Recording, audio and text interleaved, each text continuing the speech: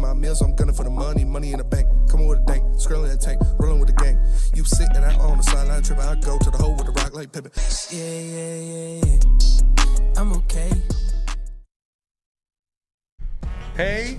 They don't love you like I love you. Hey. Actually, don't know what song that is. Is that a thing? Yeah, it's a TikTok thing. What up, though? Welcome to Woodward Heavyweights Live on sports.com. Me's joined by Spimo Raxter, Chris, Nicholas Koloff, a.k.a. Microwave Nick. Let's go. Happy Victory Monday. Yes, sir. And I remember once upon a time in these hallways, I wasn't a team. Yeah, it took a while. It was pretty sad. It didn't really take a while, though, because it was like really that 1 year. No, I mean, it took a whole year for Victory Monday. Oh, for like an actual Victory Monday. To cash one in. That is fair. I don't know how we want to start this. You want to just roll the Lions right away, or we talk about other things that are sad? Well, it's not Mike a Victory Tyson Monday box, for Jake everybody. Paul. Yeah, I mean, we could do some stuff on the intro that's not Lions. There was some breaking news. The Lions signed linebacker David Long. He was not on a team, but they signed him from that. This is a guy in 2023 who had over 100 tackles in the NFL and 17 starts. Last year he only had 6 starts for 38 tackles, but that's some good depth there in the linebacking room with Anzalone going down. We're going to talk about that later, but that is the breaking news. The Lions signed David Long Jr. at linebacker, so we'll see if he gets some reps. I'm sure he's going to be a great addition to the practice squad at the very least. But like I said, 2023, the man had 113 tackles, so it's a body you could bring in. I'm not expecting him to be Fred Warner or anything like that, but you don't really need him to be. He's going to be the new Malcolm or the new Derek Barnes. You expect Ben Niemann's role to go up. Malcolm and Anzalone, Malcolm and Jack Campbell are going to be your starters. So we'll roll with that when we get to it. But yeah, he played I think 6 games with Miami Dolphins this year. He had 14 missed tackles. Yeah, that's not good. Not good, but he had 30 tackles, which is good, and 6 assists. He was targeted 23 times, only allowed 22. I can't really say only, but he's probably not going to be in coverage a lot anyway. And not going to be coverage a lot. He's not going to be doing. He's just going to probably fill in for more special teams reps. So Ben Niemann will get more of the reps in the actual game. They've used him a lot. Very possible too, yeah. So, and to be honest with you too, like even going back to preseason, I think just like the way this Detroit Lions team functions as an entire unit, the defensive line, we talked about yesterday, like that helps these linebackers do their job a lot easier. I mean, the linebackers, I'm sure if you guys played in high school, you're thankful for a damn good defensive line. And luckily enough for our linebackers, we got DJ Reader and Lee McNeil in the middle. I'm not casting aside what the importance of Anzalone and everything he contributes to his defense, but like I think between Jack and Malcolm, they'll be able to make something work. And no, this is not the David Long who played cornerback from Michigan. No, it is not. He went to West Virginia. He did not transform. No. Chris, it wasn't in the. You got all the videos out of Slack, right? Yep. There was one that wasn't in Slack. It was Carlton Davis. It should be in downloads though. Okay, I will find it. So just so you have it for later. Ifeatu Melifonwu redesignated to the IR, and no, not in the way to where it was the same thing. Tendonitis, I guess something else flared up on him. I don't know what it was. I think they may have reported out. I'll check for that one. But he is back in IR, meaning he will be missing another 4 games, if not the entirety of the season. Yeah, sucks. That does suck. It sucks. He was trying to make a comeback and ended up with a new injury. That's kind of been the story on Ifeatu Melifonwu. He hasn't been able to stay healthy. It's crazy that some guys are just injury prone like that. But unfortunately, he was not able to stay healthy, and it's looking like he's probably not going to play this year. Probably so, and it's not a head scratcher, but you wonder what's going to happen in the future because this is his contract year. And when he was able to play for the Detroit Lions, started a few games for us last year, he's extremely effective. I almost feel like he would have been a plus in a situation without Anzalone, because then he could maybe jump down branch right back to nickel, because that's in some form or fashion a little bit of a linebacker. In fact, you've seen Malcolm Rodriguez play the nickel spot, but we shall see. Chris, I'm not what are you taking Brian Branch out. I was just going to say, there's always a spot for him on this roster if they're still housing Emmanuel Mosley and what remains of his legs. Yeah, it's true. It just depends like who else is willing to pay him. Yeah. Because if someone's trying to give him a bag, they're not going to pay him. Yeah. They're not going to pay him a decent salary. Yeah. Unfortunately, Ifeatu Melifonwu is an expendable piece in this team's future, but we'll see. Maybe they get him on a cheap deal and bring him back, because he is a playmaker when he gets in there. But what's crazy too, because I don't want to say expendable and mean it, and I don't think you meant it disrespectfully, but like it almost feels that way. But it's like you could say, sure, this defense operating without him, but we're also operating without Aiden Hudson. You say like it's like Yeah, there's so many but pieces. there's a difference when you're operating without someone and when you have 2 first-team All-Pros in the spot that guy would play. That's fair. We have 2 first-team All-Pro safeties. We don't have 2 first-team All-Pro. We're still just operating. That's my point. Like I don't want to call anyone expendable, but like we're operating no matter what, and that's almost the same reason why the Anzalone injury, although it sucks, doesn't like kill you. Yeah. But we have that as a whole separate segment. And Yeah, we're gonna get into that later. There's a lot going on though. Some big fights on the weekend. Obviously, 2 of them. One going the way I wanted to, the other one not. We're gonna talk about those. But before we get into all that, Kyle Kuzma talking shit. Really? Kyle Kuzma, obviously, last year, Kuzma, he talks a lot of shit about the Pistons when he plays them. This is my town, this is my city, blah, blah, blah. Does tend to go off against the Pistons. And last year, he had the famous quote when the Pistons were on that 27-game losing streak. He was like, at this point, you just don't want to be that team, was his quote, which means to be the team to lose to those Pistons. And our great admins over there at the Detroit Pistons team, they put out that tweet after we beat the Wizards in convincing fashion with Kyle Kuzma obviously playing in that game. They said, don't say it, don't say it, don't say it. At this point, it's like, just don't be that team. And Kuz shot back and said, it took you a whole year to clap back. But, we beat the Wizards last year too, and it's all right. I mean, We should clap back because we knew better. they're going to be doing their clapbacks when they're not in the playoffs, and the Pistons are. So They'll have time. they'll have time to clap back this summer. Yeah. I met a Pistons fan today, actually. He's a doctor. I was leaving the hospital. Shout out to my niece, Denaya. Get well. Your uncle loves you. But huge Pistons fan. And he's talking about, like, I think the Cavs are 15-0. Yes, He told me? 15-0. Yeah. I didn't even fucking realize. Oh yeah. I'm so wrapped up in NFL. I didn't beat And the they Cavs rested 15-0. Donovan. Now, granted, it was against the Hornets, but they rested Mitchell. Yeah. And they got a big game this week. I think it's Thursday playing the Celtics. So that will be the game that really tests the streak. I think they got one game in between that. I think it's Toronto or somebody not of a higher class. But they beat Golden State. They beat teams that have looked impressive so far. They're a real deal team. Cavs are legit for sure. Yeah. And either way, we're going over the standings in the Eastern Conference because he was talking about the Detroit Pistons might lose that draft pick if they keep playing well this year. Yeah. Is that something you guys are ready to do? Just fuck it? Yes. Yeah, because that Yes. means we 100%. succeeded. That means we played good basketball if we Yeah. lost that pick. So I am I don't okay give a with shit losing about that draft pick. picks anymore. Yeah. Yeah. And we have enough young talent. Yeah. If we get in via play-in, does that change your lottery? Well, it depends if you make the playoffs or not. No, Well, play-in, like, Yeah. The Hawks made the depending on play-in the and they got play-in, the first yes. pick. Yeah, it depends on where you land. So if you lose the first game, you're automatically the 10th spot. If you make it to the play-in game for the 8th seed and you don't make the playoffs, then you're the 9th team. Matt you get K, what I'm saying? 754 standings. in the Woodward Sports Chat says Pistons will make the playoffs before the Wings. What do y'all think? I think so. I think it's would agree crazy with to that. say, too, because last year that you would never. Yeah. Yeah. I mean, But they're it shows how basketball, you could turn basketball around very quickly. You can't in hockey. And the play-in definitely helps their chances because the extra 2 spots. But, yeah, I think the Pistons are going to, at the very least, they're going to make the play-in this year. I don't think the Red Wings make the playoffs unless they do something pretty big. Also, there will be some teams tanking real quick, Yeah. Chris, for Cooper Flag that you have to think about will make it easier for the Detroit Pistons. Wings Exactly. are embarrassing to watch. Newsy needs to go. It's flat out it. I know he's your boy, Nick. Seems like a great man. Sorry. Thanks for your service. We'll see you later. Yeah, I'm with you at this point, honestly. They need a new voice in that room. They look stale. They got to hopefully have a really good week because it's not looking good for the Red Wings right now. Randall Smalls, shout for the Super Chat, $5. Is so stoked. Road trip to Indy. Hotel's walking distance. Fubard, and that's what I haven't heard in a while. It's fucked up beyond recognition. Is that really what that means? Mm-hmm.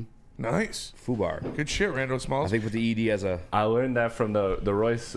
Wasn't that the Royce song on the Fubar, Bad fuck Meat too? Yeah. Yeah. It's That'd like old be- people used to say too all the time. That'll be hype, dude. I mean, they're going to sell out the Lucas Oil Stadium, and it's going to be a majority Lions fans. It's all about rating with that's Dion insane. there, but it's just. I had too late of a notice. And it's Fan. expensive. Yeah. Expensive tickets. Jim Irsay knows what he's doing because Lions fans are going to buy them. So he's jacking those prices up. He's got to pay for that whale funeral. He's got to pay for that whale he killed. I was planning on going to this game, but tickets Rip. are just so crazy expensive They right jacked now. up? Yeah, they're so expensive. And then I already had like a steak like reservations, like at like the famous St. Elmo Steakhouse. As soon as I saw the schedule, I was like, I'm gonna try to make a trip out of this, and I thought tickets would go lower, and they just have not at all.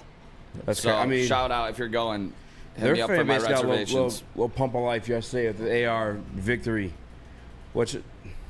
Yeah. No offense, Nick. Jets come crashing down. Landed you in the hot dog suit. Steve Wilds again says, shout out to David Long. Yeah, we mentioned it at the beginning. The Lions, if you're just coming in, the Lions have signed linebacker David Long Jr. For the remainder of the season. He's a guy who had 113 tackles last year in the NFL. So, I mean, he's not, Fred Warner. Nobody's saying that, but it's a good depth piece with Anzalone going down. We're going to get into that later.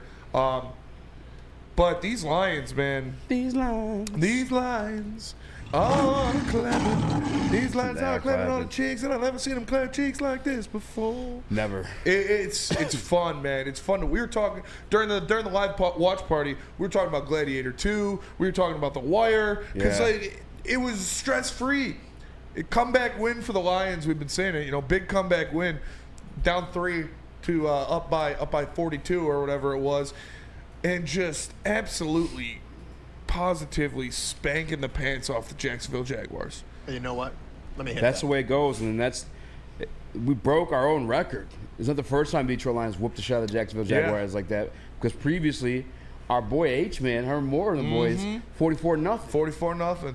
We beat our own record. The two biggest losses in the history of the Jacksonville Jaguars, albeit a brief history, have come at the hands of the Detroit Lions. 674 yards of offense or whatever it was to 170 yards allowed. Just domination on all facets. Jared Goff, we're going to talk about him. We're going to talk about Dan Campbell and that defense. He's going to react to what Aaron Glenn's been doing. A lot of great sounds we got coming up for you guys. But before we talk about those, 15 minutes talking about us making noises. Yeah. Great sounds. A lot of sounds coming up. Before we talk about those ass whoopings, John Jones is the GOAT. I'm putting it out there right now. We've known this for years now. He went out there. I know Stipe is not a spring chicken, but neither is John. I mean, he looked Stipe as we 42. expected him to.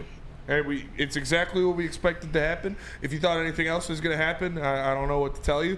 And he took care of business. Now, he had the little cryptic talks at the end, but I'd really like to see him fight Tom Aspinall next. I think he would beat Tom Aspinall, and I'm excited to see that because that'll be such a gratifying win for me as a John Jones stan. I expect him to go out there, and if they do fight, Dana said he's not going to give Pereira to John Jones, which I respect. Yeah. Because we know that would be even more one-sided if Alex Pereira fight John Jones. He's bigger, he's longer, he's league's better of a wrestler. Yep. Pereira is one of the biggest superstars in the sport right now. You don't just serve him up for a loss like that. No. Tom Aspinall is the fight. That is the next fight I want to see, and I think John wins that one and then retires. He stays down. Dana and them got to come with the bag. Yep. And unfortunately, good for him. Yeah, no, good for him for sure. Money-wise, and I mean, skill-wise, yeah, he deserves it. There's a lot.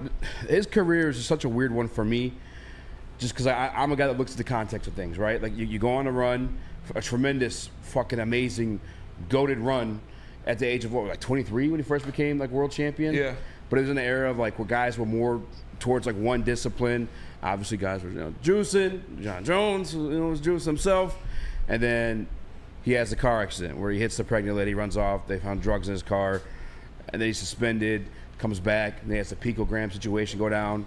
Then he comes back again, has another picogram situation go down, but it was enough to where they could still just relocate the fight to another commission and have it. They literally moved the entire card so this guy could fight.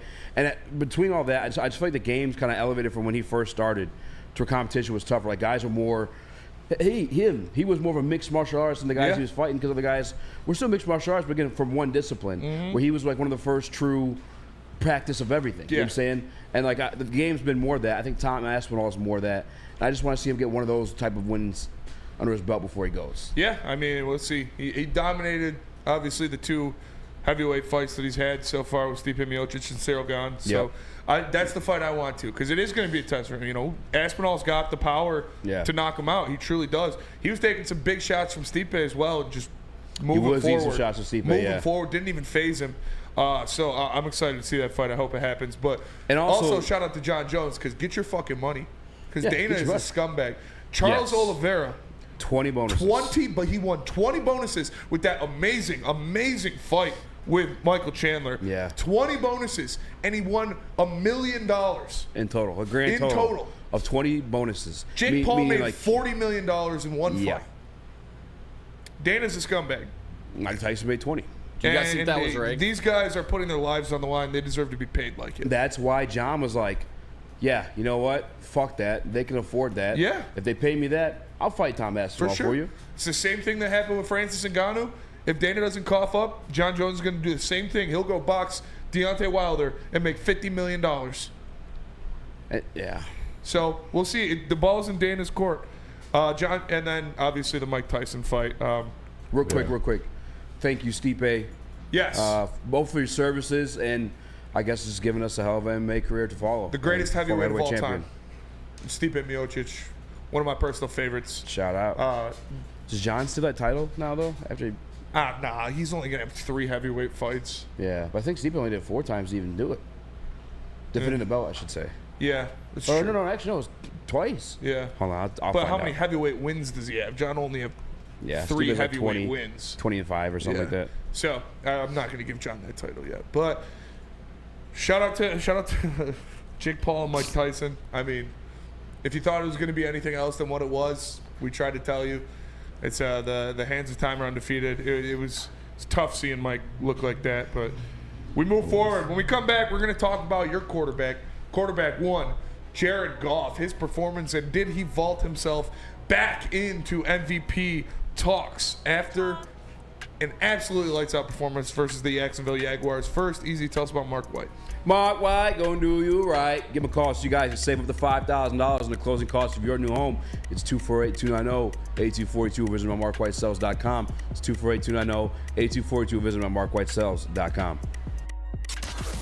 Can't get enough Lions coverage? Make sure you catch all Woodward sports shows every game day. Wake up with Woodward and Maine, giving you the latest insight into the Lions locker room and press conferences. Then join the Lions pregame show, highlighting key matchups, injuries, and what to watch for during the game. Follow all the ups and downs of the live game action with our Woodward Watch Party live on YouTube and woodwardsports.com. After the game, check out the instant fan and host reactions with the Lions postgame show. Every game, it's wall-to-wall, kneecap-biting, high-fiving, chest-pumping Lions coverage. Hell yeah! Only at Detroit's #1 sports network, Woodward Sports.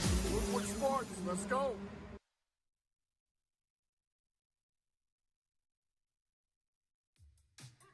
How do people feel about getting a Planet Fitness membership for $15 a month?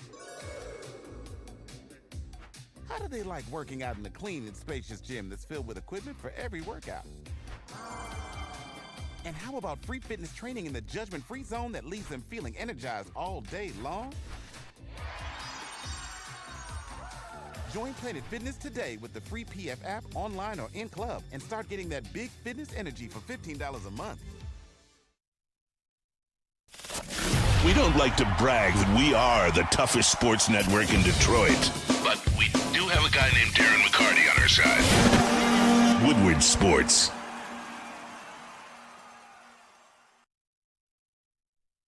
Attention sports fans, don't miss out on expert sports injury insights with Dr. Jeff Pierce of Michigan Sports and Spine. Join Dr. Pierce every Tuesday during Big D Energy and Thursdays during Ermanni and Edwards, where he offers top-notch injury advice. Trust the guy that DMAC trusts. Dr. Jeff Pierce here to keep you in the game and performing at your best. For more information, visit michigansportsandspine.com or call 248-426-9944. What up, though? Welcome back to World Heavyweights Live on WoodsportsCom on a Victory Monday. I'm Eazy, joined by Spimo Raxter, Chris, Nicholas Koloff, a.k.a. Microwave Nick. What'd you say, Chris? Dude, you guys didn't hear me. That's the second time I did that. Each time you guys have said Victory Monday, I've said for some, not all. But you guys missed it. Shots at the Wiener Boy? Yeah, nice. Honestly, I love you, Nick. Continue to take the Wiener suit if the Lions are rolling the way they are right now, which had nothing to do with it. Spin zone for sure. Locking the Jets is insane, though. Yeah, I was hoping the Finns were going to be on the card. I still won. I was hoping the Finns were going to be on the card. Like that was the game plan all along. Was to lock the Dolphins. Lock the Dolphins. Yeah, it was a horrible week of picking for your boy, but yeah, how about something good going on in this world? Jared Goff. Yeah, Jared Goff. Back in the MVP conversation, although in my opinion, I don't think he ever left, man. I told you guys this last week. If you look at the history of the MVP, it's always been the quarterback on the best team.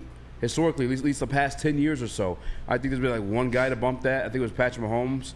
But every single year, it's been the quarterback of the best team. Even go back to last year, Lamar Jackson. Didn't have the greatest numbers, but guess what he was?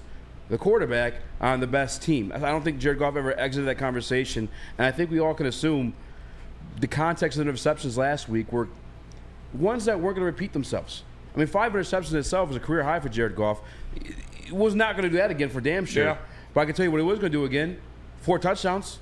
70% completion, 80% completion yesterday. Perfect passer rating, over 400 yards, 4 touchdowns. Like, you knew he would continue to play that style of ball. He had the rest of the season to go. He never left the MVP conversation, Smitty. Does he overtake Lamar Jackson?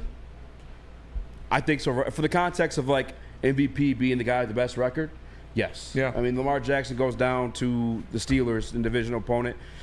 That's another thing too. Is like you got to look at the games they showed up in, and although JG's 5 interceptions was on national television, but like you didn't show up against for Lamar Jackson. You didn't show up against the Chiefs.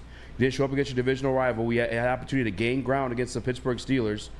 Yeah, I think he does take that spot. For me, it's a 2-man race between he and Josh Allen. I agree. And they match up in Detroit. Yes. That could be a huge game December for the 15th. fate of the MVP. But shout out. Jared Goff, man, just an absolute beautiful performance. Talk about even in the game against Houston, he shook it off and he led the team down the field when they needed to win the game, making crisp passes. This was total mind of a goldfish because he's coming off his worst game as a pro, and he goes out there and just absolutely dominates. We talked about it, 24 for 29, over 400 yards, 4 touchdowns, a perfect passer rating. This guy was absolutely torching the Jacksonville Jaguars defense, and I loved it. There was one throw in there specifically that I was like, wow, that was literally a perfect throw. And it was on the Jahmyr Gibbs swing pass. When he's out there and he's running up the sidelines, and Goff puts it out there, and this is not a Josh Allen stepping up through the sack, rolling to his left, throwing it 60 yards down the field. It's not a Patrick Mahomes parallel with the playing surface, sidearm to Travis Kelce. It was just boom, 2-step drop, deliver the ball out there, deliver the mail. But he put it right in front of Gibbs, right in his hands, while Jahmyr Gibbs was in full speed going down the field, perfectly hit him in stride and allowed him to do his thing and get up the field. It was one of the best throws I've seen out of Jared Goff this year. It was what you call offense 401, bro. It was perfect, a perfect pass. Yeah, and speaking of perfect, Jared Goff with that rating, yes, and I believe is the highest yards in a perfect rating game. Yeah. So congratulations to him. I wonder if that jersey gets inducted again, maybe to the Hall of Fame, because you already know the Lions black uniforms in there, which they will be wearing when they face Josh Allen to find out who is going to be that MVP. But in terms of JG, for me, he's in, and again, never left the conversation. The only stuff in my eyes, in terms of the conversation of it being the most valuable player, holding them back, I really just think it's like maybe himself. I don't see that happening. Sonic and Knuckles. Yeah. Probably the only other two. And that's because these dudes. I mean, I feel like it's going underappreciated. The consistency is something that's never been done. Only running back duo in NFL history to each have 100-plus yards of scrimmage and 9 touchdowns each through the first 10 games. The only two. And it's not one of those records where it's a 17-game season and you just break a record because of that. It's not one of those records where you're blessed with like new rules. 800 yards from the scrimmage and 9 touchdowns each at the running back position. It's never been done ever in the history of the NFL. That's one of the craziest thing to me because every day actually they come out too, but you see these records come out for this Detroit Lions offense. They're breaking records. It was always like since 1939, since 1975, since this, since then. The only line since. Even like Kirby Joseph, his record-breaking season right now, not breaking records, but it's the first one since. Even like the first Lion since Bob Smith. I'm like, that's crazy. These records were already had. This has never happened before. No. Sonic and Knuckles. These guys are insane. We talked about it, and this is when the Lions win the Super Bowl this season.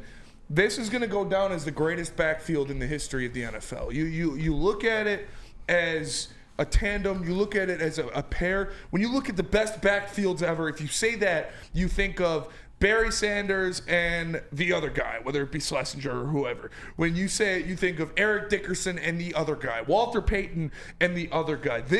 You legitimately have 2 of the top 5 running backs in the NFL right now. Yeah. These guys are Sonic and Knuckles, Smash and Dash, whatever you want to call them. They are absolutely insane. They play off of each other so well. They're both so complete that when you put one in the game, you're not tipping your hand as to say, like, oh, they're going to throw the ball here because Gibbs is in, or oh, they're going to run the ball here because Monty is in. Both of these guys can do every single thing you ask them to do. It is the most complete and the best backfield I've ever seen in my entire life. When you look at two running backs playing at this level, it's never happened in the NFL before. And it's truly something I sat back and thought on, because I brought up a question yesterday, and I was ashamed I couldn't bring up any names, but I couldn't bring up any names because I was trying to put it in the status of, like, championship caliber. We've seen guys that were great and, like, gimmicky, great in highlights, but they never, like, landed themselves in the Super Bowl. I'm talking about, like, Fred Taylor and Reese Jones-Drew. Yeah. This might be gross to me. I'm maybe biased in this one, but, like, I can't put it in there. I was going to say Reggie and Joy. Reggie and Joy, no, not in that. But Pierre Thomas and Reggie, got, maybe that's when you want to flirt with it. But Brandon Jacobs and Ahmad Bradshaw. Yeah. The only, and again, those are the only two that you can put in the conversation when it comes to, like, winning Super Bowls. At least off the top of my head. That's it. And actually, I don't even know if they played together. I think it was like Brandon Jacobs and some other guy then. Yeah. I think they like altered at some point. Yeah, was it Rashad Mendenhall? I don't know. No, I think he's on the Steelers. D'Angelo Williams, Jonathan Stewart. I don't think they won a Super Bowl together. They didn't. Like, it's truly gonna go down as quite possibly the best. It is ever, and it's weird to say. Well, it's impressive, man. They're electric, and we saw the stat during the game that now the Detroit Lions have 12 touchdowns in 4 or less plays. Drives of 4 or less plays, they have 12 touchdowns, which is number 1 in the NFL. That is just absolutely insane. That shows the explosiveness of this offense. That shows the weapons out there that we've seen them, man. You could any play. There's 6 guys on this team that could take it 70 yards to the house. It's like, it feels crazy to say that they're the best running back do it, but like they really are. You sit back and think about it. And if the team truly, like, follows through with, like, their expectations, nobody is on par. No. Nick, you got anyone? No, I don't. I like the D'Angelo and Jonathan Stewart, though. I was a fan of them back in the day. But no, you cannot stop this team right now. They're averaging more than 3 points than the second highest total team in scoring. This Lions team is so great, and I think a big thing is you see it in Gibbs and J-Mo specifically, but it's the game-breaking speed where you cannot go to the bathroom or you can't, you cannot get up while this team's on offense because they're about to score. And like you just said, it's going to be within 4 plays, which is insane. It's that oh shit speed. You got a couple, and we got a graphic of J-Mo and Amon-Ra St. Brown, which we could talk about later. But these guys are the dichotomy of the way they play football. They're polar opposites of each other, but they're both so good. We got this is the 3rd time in the history of the Detroit Lions they've had 2 receivers with 100 or more yards in the same game. And you see it here. It's Amon-Ra St. Brown at 161 yards on 11 catches, and Jameson Williams at 124 yards on 4 catches. Like, they're such different players, but they're both so good, and they complement each other so well, much like David Montgomery and Jahmyr Gibbs. There's just too many. I saw those are the conversations holding Goff back. In fact, he's got all these motherfuckers. I saw the amount of memes and stuff out there. I forget who posted it, but it was the scene from the new Spider-Man movie where all 3 of them come spinning around on their webs, like hanging off the thing when they're fighting Green Goblin. It's Toby, all 3 of the Spider-Men. Yeah. And it's like Jahmyr Gibbs, Amon-Ra St. Brown, and David Montgomery in the Lions offense. And they need another one to put J-Mo in there, too. Yeah. Like there's not enough Spider-Men because the Lions have so many fucking weapons. Yeah, you have to go to the Spider-Verse to pull that one off. You got to put Miles Morales in there, too, for J-Mo. And then you can have Sam Laporta. He could be the big Spider-Man, whatever his name is. I haven't seen the new Spider-Verse. I got to watch it. That's crazy. Yeah, I heard it's really good. This reminds me of another Detroit champion. And that is Chauncey Billups when he won the 2004 Finals MVP. When he said, I got to cut this trophy into 13 pieces and give it to all my guys, that's how I feel about Jared Goff's MVP case. Is like, he is absolutely worthy by the metrics, by the history of the award, of getting the award. but this is very much the most team award MVP you could ever see, because it is all of these guys doing all of these awesome things. I mean, think about it. This offense, and this goes credit to Goff as well as everybody else on the team, is missing Sam Laporta, who we were entering the season arguing, is he the best tight end in the NFL? That's true. And all of a sudden, this team puts up 52 points without one of their best players. And we're gonna go to break. We're gonna talk about the run game. We get back. Talk about the run game when we come back. All right. Stephen Wandieri in the Woodward Sports Chat says, when does Laporta come back and Anzalone? Anzalone's out 6 to 8 weeks. Laporta is week to week. So we'll see. Hopefully Laporta can go against Indy. Honestly, let Sam Laporta sit out this week too. Save him for the Bears on Thanksgiving. I think he's going to be out this week, yeah. I would prefer that personally. But we're going to go to break. We'll come back. We'll talk about this run game some more. But first, tell us about the pregame show. Woodward and Maine on game day. Wake up with Woodward and Maine, your source for all of the insider information with insights from Detroit sports media legend Terry Foster and rising star Matt Broder. And after that, make sure you check out the New Holland Brewing Company Lions pregame show. It's with Neil Rule and Sean Belegian. Sunday, 10 a.m. to noon on Woodward Sports. And for the home games, make sure you check them out live at Second Best Bar in Detroit. It's the New Holland Brewing Company Lions pregame party. Every Lions home game live from Second Best Bar, Detroit. Enjoy the pregame hype with a live broadcast every week with Woodward Sports personalities like Neil Rule, Sean Belegian, and the Heavyweights.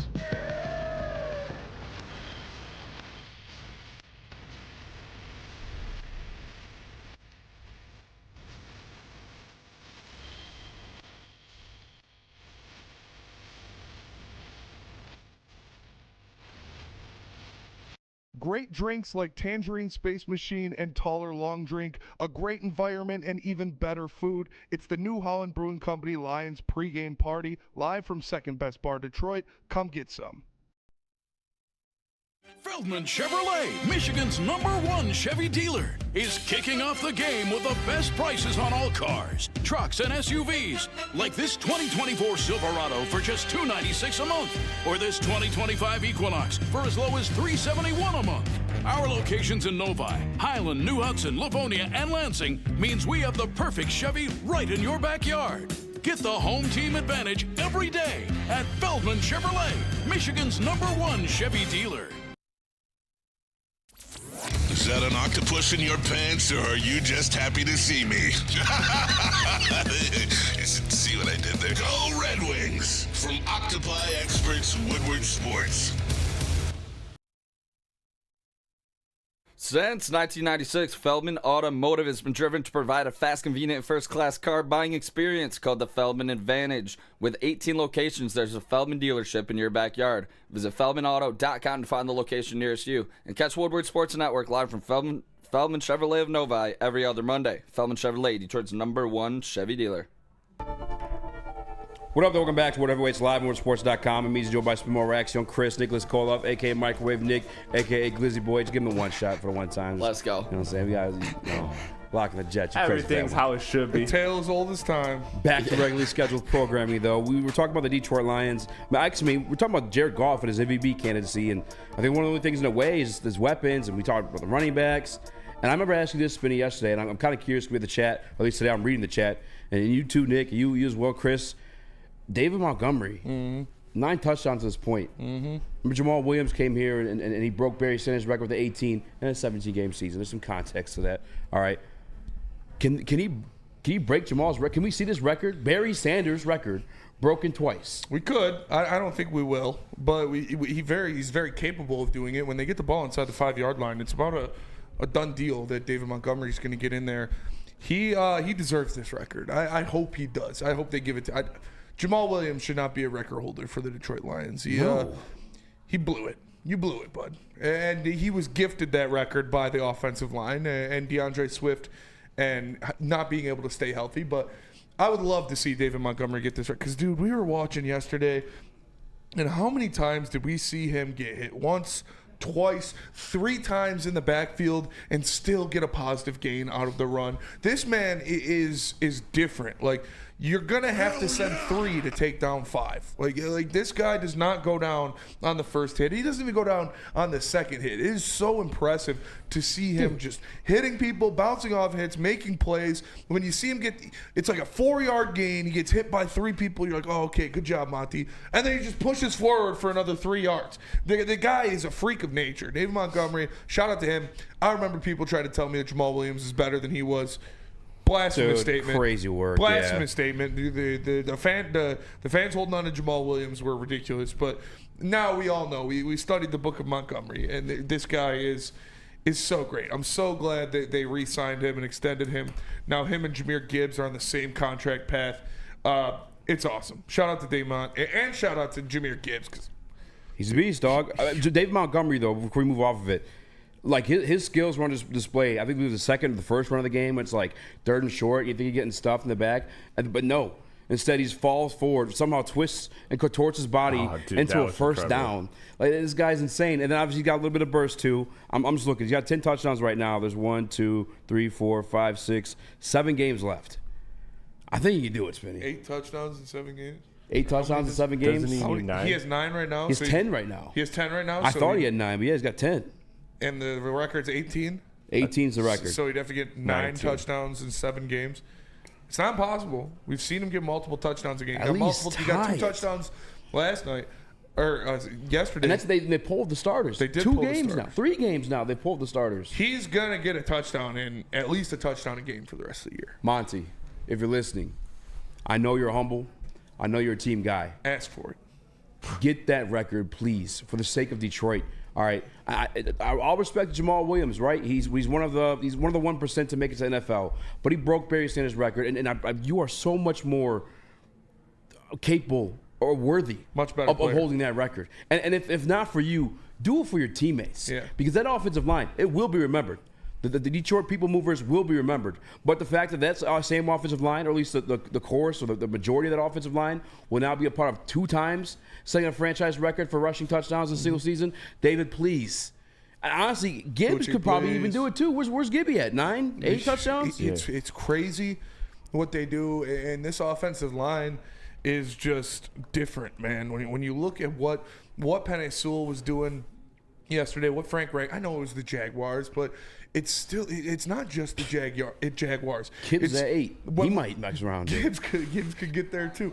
When we look at what the Jaguars did, what we did to the Jaguars, what do we do to the Tennessee Titans, who had the best rush defense in the NFL? You go out there, you move them around, and that was our special teams. Yeah, you go up there against the Vikings, who had such a tough defense. You run the ball. The Detroit Lions will move you, and they will run the ball. I don't care who you are. I don't care who you have on your defense. We will run the ball, and we will run the ball efficiently against you. I don't care if you're the Steel Curtain or if you're the Jaguars we played last night. The Lions are going to run the ball because they are better than you in the trenches, flat out. And it's awesome to watch, knowing that no matter what happens, we're going to be able to move the ball. And yes, it is all rushing touchdowns for David Montgomery. I forgot the name we asked in the chat. It's 10 rushing touchdowns according to ProFootballReference.com, and the Jahmyr Gibbs has 8 rushing touchdowns according to ProFootballReference.com. And the record that Jamal Williams broke was 18 touchdowns on the ground. I think David Montgomery's more than capable. Be honest with you too. I mean, Jamal kind of benefited from having DeAndre Swift, who missed a game or two consistently back then. David has to share the field with a guy named Jahmyr Gibbs because he's equally as talented. He even had himself a David Montgomery run. The one where they tackled him, he just spun off and said, let me get 5 more of these things real quick. Yeah. I ain't done yet. We ain't done. This is the second 50 burger this team put up, and it's early. Crazy. So we have 7 more games left, and yeah, this is the best football team I've ever seen. Ever. That's where they're at right now. This is the best team I have ever seen play the game of football. That's your Detroit Lions. It's crazy, man, because I'm trying to find ways to slow myself down from saying that, or just to validify it more. But I think it is, Nick. Just at least for goddamn sure in Detroit Lions uniform, all around. And it's crazy too, because no matter where I go, I mean, obviously people know you from the show too, but if I'm just happen to be wearing Lions gear, it strikes up the conversation because everybody in this fucking town is about the Detroit Lions right now because they're that good. George Brashara in the Woodward Sports Chat says, December 15th is going to be a real heavyweight fight. Goff versus Allen. Whoever wins that takes the MVP. That's honestly, it's probably going to be pretty close. Pretty close to that. I'm getting serious 23 Eagles vibes from the Ravens. Yeah, the Ravens lost obviously to the Packers or to the Pittsburgh Steelers. Did you see Derrick Henry only ran the ball 13 times? Yeah, stupid. He averaged 5 yards a carry that game too. It's not like he was getting stuffed or anything like that. How the fuck? I hit a fumble, but like, what are we doing, Ravens? What are we doing? What up, Chris? To go off your point back to the Lions of this being so historic, that's the reason why you're seeing these insane ticket prices, because you're having genuine conversations with people talking about the greatest show on turf, putting them up there with Showtime Lakers. Like this, what they are doing is on the level of all of the greatest teams in the history of their sports. Like, this is one of those teams that if they do this for a couple seasons, they can be remembered as an era of football, as a moment in time in the league. Like, that's what the Lions are doing right now. That's why you see fans traveling all over. That's why you see the ticket prices insane, because this is a historic team.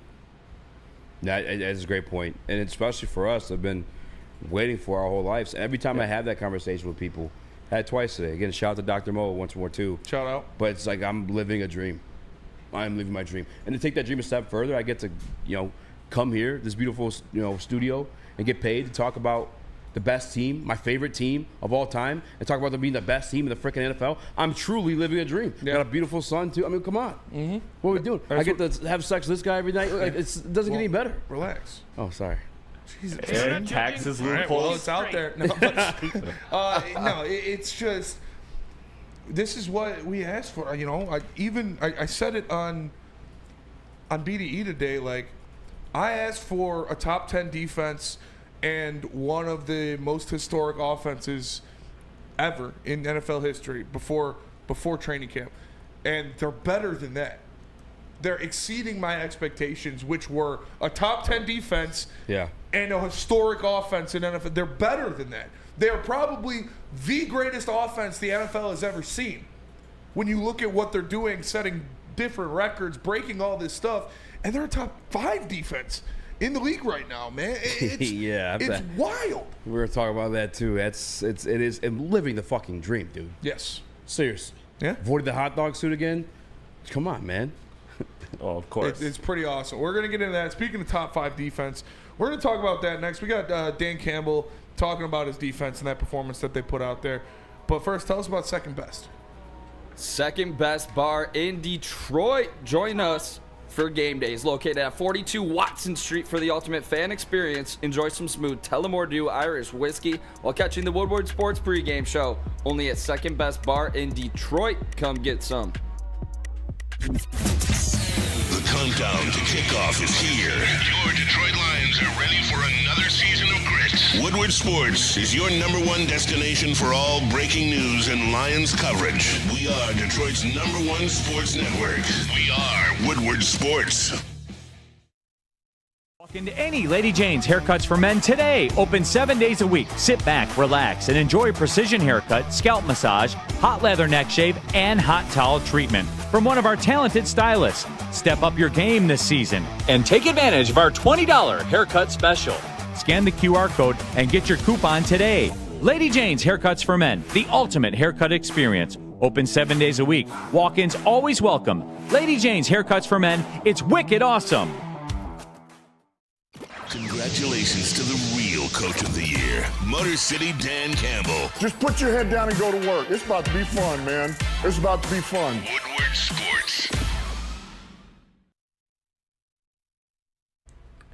1800 Tequila is the smoothest tequila in the game and now a proud partner of the Detroit Lions and Woodward Sports live Lions watch parties. You see the bottle on the screen there, custom-made Detroit Lions bottle. We're talking about this historic team, this historic season. Go ahead and get you a classic bottle to match that historic feel. Detroit Lions, 1800 Tequila, Woodward Sports Lions watch parties live at Hayes Social. Every Lions game day, make sure you tap in here at Woodward Sports. What about the defense? Though, too? 6 points. Yeah. I know they were 170 yards too, only giving up. Got our takeaway. We were talking about getting our takeaway. Kirby got us one, which is great, man. That kind of finished it out for us. Stopped the run. And so I'm telling you, it was just a collective effort. Everybody did their job, and when you're able to, get a stop on defense, score 7, get another stop, score 7. You put a tremendous amount of pressure on the opponent, and you put them in a place they don't want to be in. That's hard.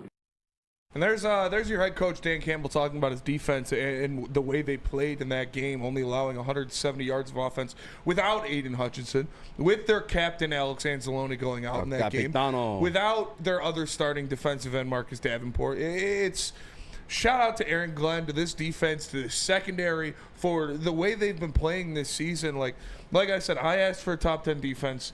They've been outperforming that. Nobody expected them to be this good. Nobody.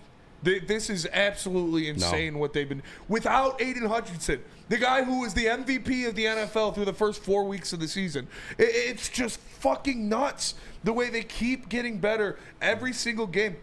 We saw that first drive that Jacksonville moved the ball a little bit, and then they kicked the field goal. But then nothing after that. Absolutely nothing. They were locking down. They were stopping the run. ETN was in a jail cell. The only time they made positive plays is when Brian Thomas made amazing catches on balls. It's just, this defense has been so insane. This is the best Lions team I've ever seen in my life. The defense is better than 2014. It's just electric. Talking about records, man, this Detroit Lions defense is the first to have only one or less passing touchdown and at least one interception in every single game in the first 10 games in Detroit Lions history. They're the best secondary in the NFL. And I get that it's Mac Jones, but this isn't a one-game sample size. This is the second time they've taken a team and absolutely held their head underneath water until they were just dead, done. And they're calling the backups to literally clean up the bodies. It's been multiple times this season. They're going back to the Dallas Cowboys before the injuries, right? You had CeeDee Lamb. You had Dak Prescott, the one that people were clamoring to be an MVP candidate last year. Same thing. In Jerry's world, shut them out. Shut them down. How about C.J. Stroud, right? The second coming of, I don't want to call Pat Mahomes. He's just that good, but he's supposed to be really good. He was drafted in our MVP pool. And a lot of people's MVP pool, I'm sure. And he's supposed to meet us in the Super Bowl this year. Shut him down that second half. It's not just a one-game sample size against a piss poor quarterback. The Detroit Lions have done this. I gave you the record. The first 10 games. First time in ever for that to happen. Yep. Actually, I think they're joining amongst 3 other teams that have ever done that. Shout out to Gun Guy, Take Your Pants Off. This is just, it's different what they're doing. You don't run the ball. You see how much better the run defense looked with Josh Pascal and a guy in Zadarius Smith who was playing the run very well in this game. Did he hit the Donnie Trump yesterday? He did. Hit the Donnie Trump. Little Donnie Trump. Him and Malcolm Rodriguez and the Donnie Trump. Again, shout out to him. Jack Campbell was even dancing to that one. Jack Campbell. I think he got half a sack credit on that one too. Jack Campbell, absolute animal out there. He's been a top 5 linebacker so far this year. You look at what they're missing in Anzalone, in Marcus Davenport, in Aiden Hutchinson, obviously. And they're still just going to go out there and take care of business. They are a truly a machine that you can just rotate pieces in. Shout out to Malcolm Rodriguez, first game back from injury, and he looked like he didn't miss a beat. He was out there making plays. He was filling holes, getting tackles in the backfield, got in there to try to get the sack on Mac Jones in there. Just a beautiful performance, and Aaron Glenn is truly a mastermind. Remember, what did Lee McNeil say to you at the Pistons game when this team the defense wasn't playing well?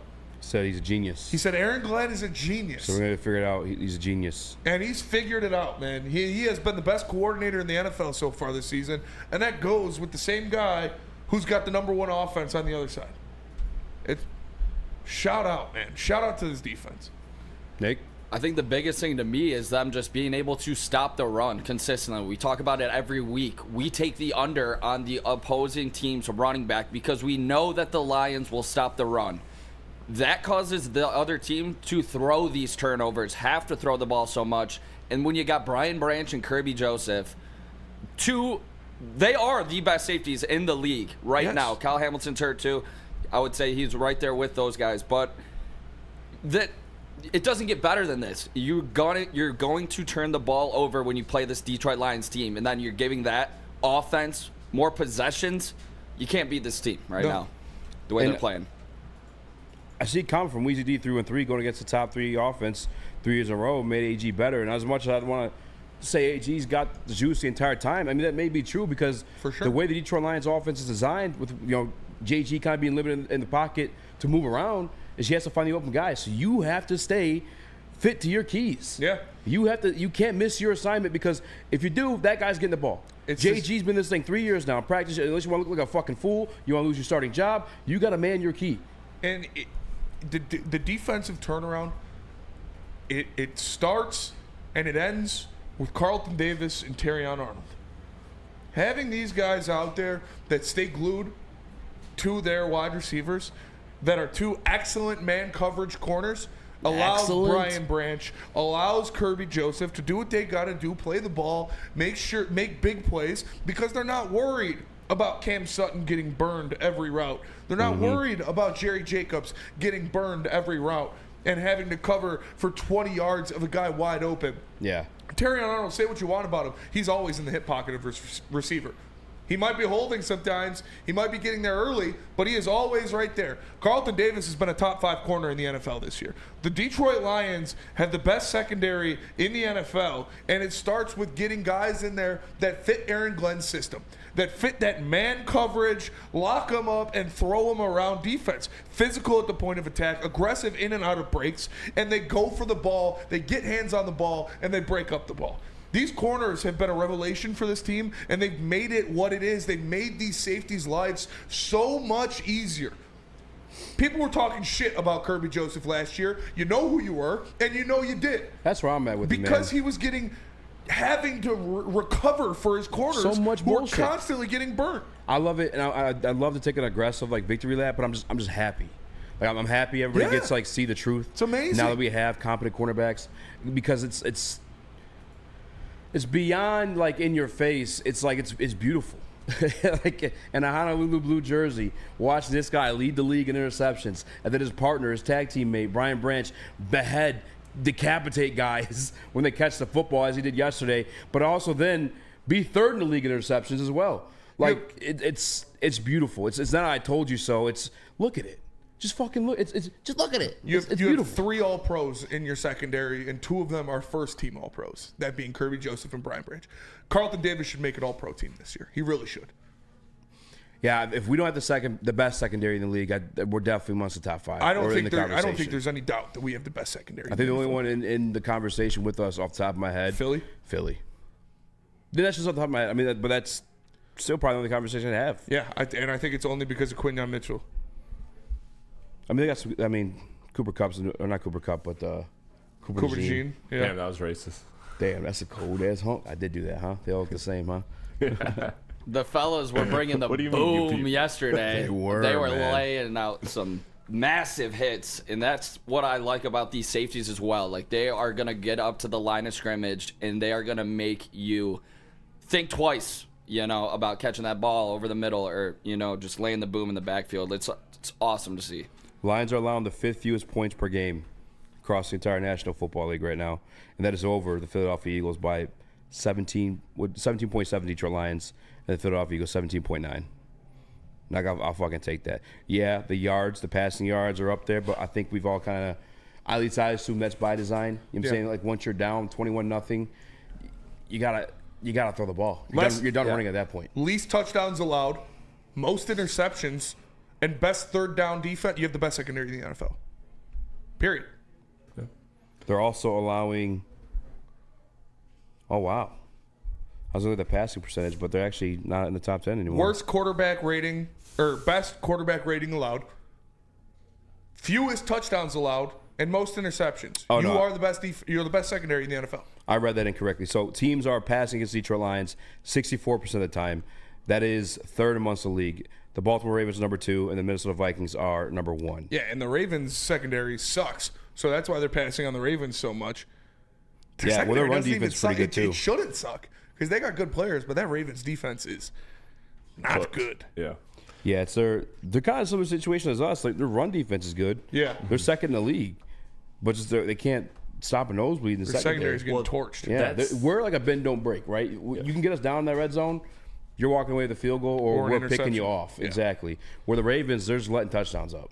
That's why there's just a beautiful consistency with, and this goes to Brad Holmes, with how he built and structured this team, because all the way through, offense, defense, it's all symmetrical. Like a benefit of the defense is that the offense puts up so much more points. And so you quickly get behind, so you quickly have to avert the run game, which they stop very well and early, and then you start to pass, you start to play out of your element. Next thing you know, you got to go for fourth downs. You're not the fourth down team. This is the fourth down team that's been going for it for years. It's in their culture. They're comfortable on fourth downs operating that way, in that high level of stress. These other teams are not. So they have this perfect symbiotic relationship between the offense and the defense that allows them to essentially just feed off of each other. The historic offense feeds off of the defense. The defense feeds off of the historic offense. And that's just all goes back to Brad Holmes. You force a 3 and outs, and you're giving that offense the opportunity to score. They're going to do it. I mean, they're on pace right now with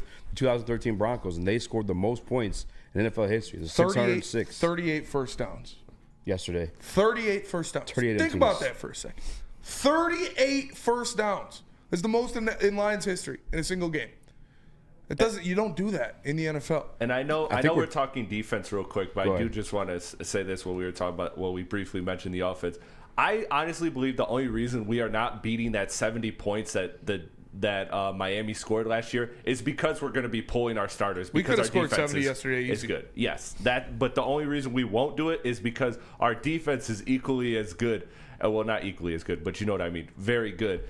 And that's setting you up to where you're not going to play your starters in the fourth quarter like we saw. Yeah, and we're going to go to break. We'll come back. We're going to talk about blowing teams out, because some people have a problem with the way the Lions play football. We got a couple Lions talking about that. But first, let me tell you about Les Stanford. If you're ugly, oh boy, do we got a treat for you. Woodward Sports and Les Stanford want to reward you for being ugly. That's right. If your significant other is hotter than you, shout out to Rex Ryan and Mike Greenberg, by the way, putting this on ESPN, you could win tickets to the Thanksgiving Day game in Detroit.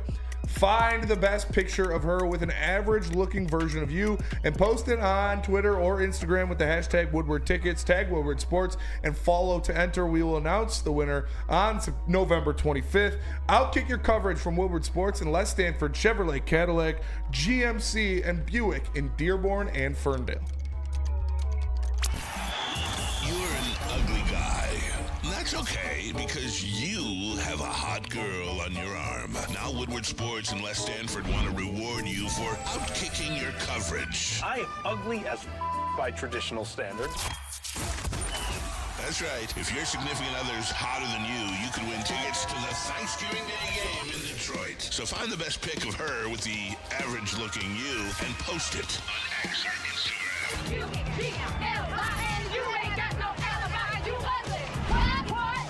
Make sure you tag at Woodward Sports and follow us Winter. We'll announce the winner November 25th. Then you and your much better-looking lady will get tickets to watch Dan Campbell and the Kneecappers. We're going to buy the kneecap off Inside of Ford Field on Thanksgiving. So find the best pic of her and the worst pic of you. And show us all how you outkicked your coverage. From Woodward Sports and Les Stanford.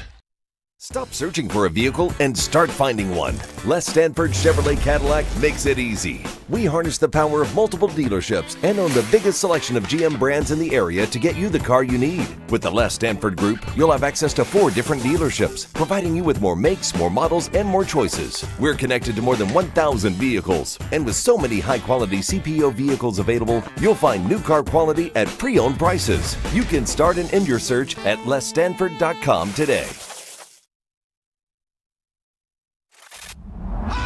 Woodward Sports? Love wearing clothes? Then you should be wearing Woodward Sports clothes. Check out our full line of merch at woodwardsports.com. Just click on Shop. We have all your favorite designs, like Dan Campbell kneecaps, Woodward Golf, and of course, our own logoed out merchandise. Men, women, infants, kids all love Woodward Sports. Impress your friends. Impress your boss. Impress your dog. Buy Woodward Sports merch today.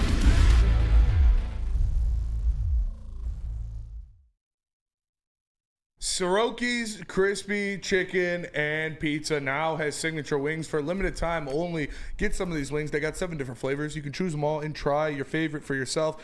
My personal favorite is the spicy garlic, but try them all and choose your own favorite. Like I said, limited time only. Get them while you can. Soroki's Crispy Chicken and Pizza. Find a Soroki's near you. Go to Sorokis.com. So good. Dude, that chicken all right, sandwich welcome is back to unbeatable. Whatever Waits Live on Sports.com. Everyone, Eazy, joined by Small Raxter, Chris, Nicholas Koloff. Smash the like button, be a friend, tell a friend. Real quick, because I know we're going to talk about blowing these teams out. But in the process of blowing these teams out, the Lions have scored a combined 288 points. Mm-hmm. All right. NFL history, all time, 606, Denver Broncos, 2013. 200, they're what? I'm sorry, we've scored 325 points. We're 288 points away from tying. Oh, we're going to get there. Think so? Yeah, we're going to score, I'll say, 87 points in the next 2 weeks. Let me do some math real quick. When you look against, you got the Colts, and then you got Thanksgiving against the Bears. They're going to have 87 points in those 2 games. 9 games combined. left, right? So we played 10 games, 33. So we have 7 more games left, right? Mm-hmm.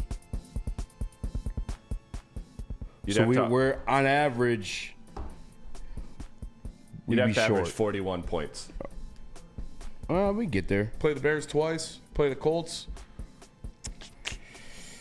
I think we do it. It's not impossible. With 17 game season, if we have another blowout, yeah, Bears twice. You think Colts would be a big blowout? Like, yes. They would be points to the board. Yeah. I don't think they have a good defense. We're going to put 40 up. We're going to put 40 up the next 2 weeks. I guess they're getting that Hell, this the week. way the Niners are looking, that might be a skunk too. Especially with that internal motivation that you got from last year. Yeah, they're going to try to embarrass the 49ers for sure. And they still don't look the part. They don't look the part. I picked the Cardinals a couple weeks back. Yeah. Y'all call me a madman. Yeah. Well, we'll see. We'll see. They need to outscore, you said what, 40-something a week to get there? 41 points a week to get there? Yeah, so we have 325 points currently. The record's 606, so we need 281 to get there. Yeah. We'll see. Actually, I didn't include Kirby's pick 6 in that. So what, well, that's not the 331? offense. Yeah, but I just looked it up. What the 606 I found was total points. Oh, okay. So I don't think I returned Kirby's pick 6, or I didn't include Kirby's pick 6 or Khalif's return. Mm-hmm. So that's 14 more points I could throw in there. Yeah, we'll figure it out. But they've been blowing teams out, and some people have not liked that very much in the NFL. Xavier McKinney, known bitch, talking about known bitch, how crazy. well, they're embarrassing teams. Well, if you don't want to get embarrassed, be good at football. Here's what Carlton Davis had to say about it. Don't you have the mindset of, then stop us? Yeah. It's not our job. Oh, yeah. Like, if people got problems with what we're doing or complaining about it, then they could just come out here and play better football. Or they could, that's the only thing, that's the only problem, that's the only fix to this problem, right. Just come out here, and we're welcoming it, too. Like, we don't shy away from nothing.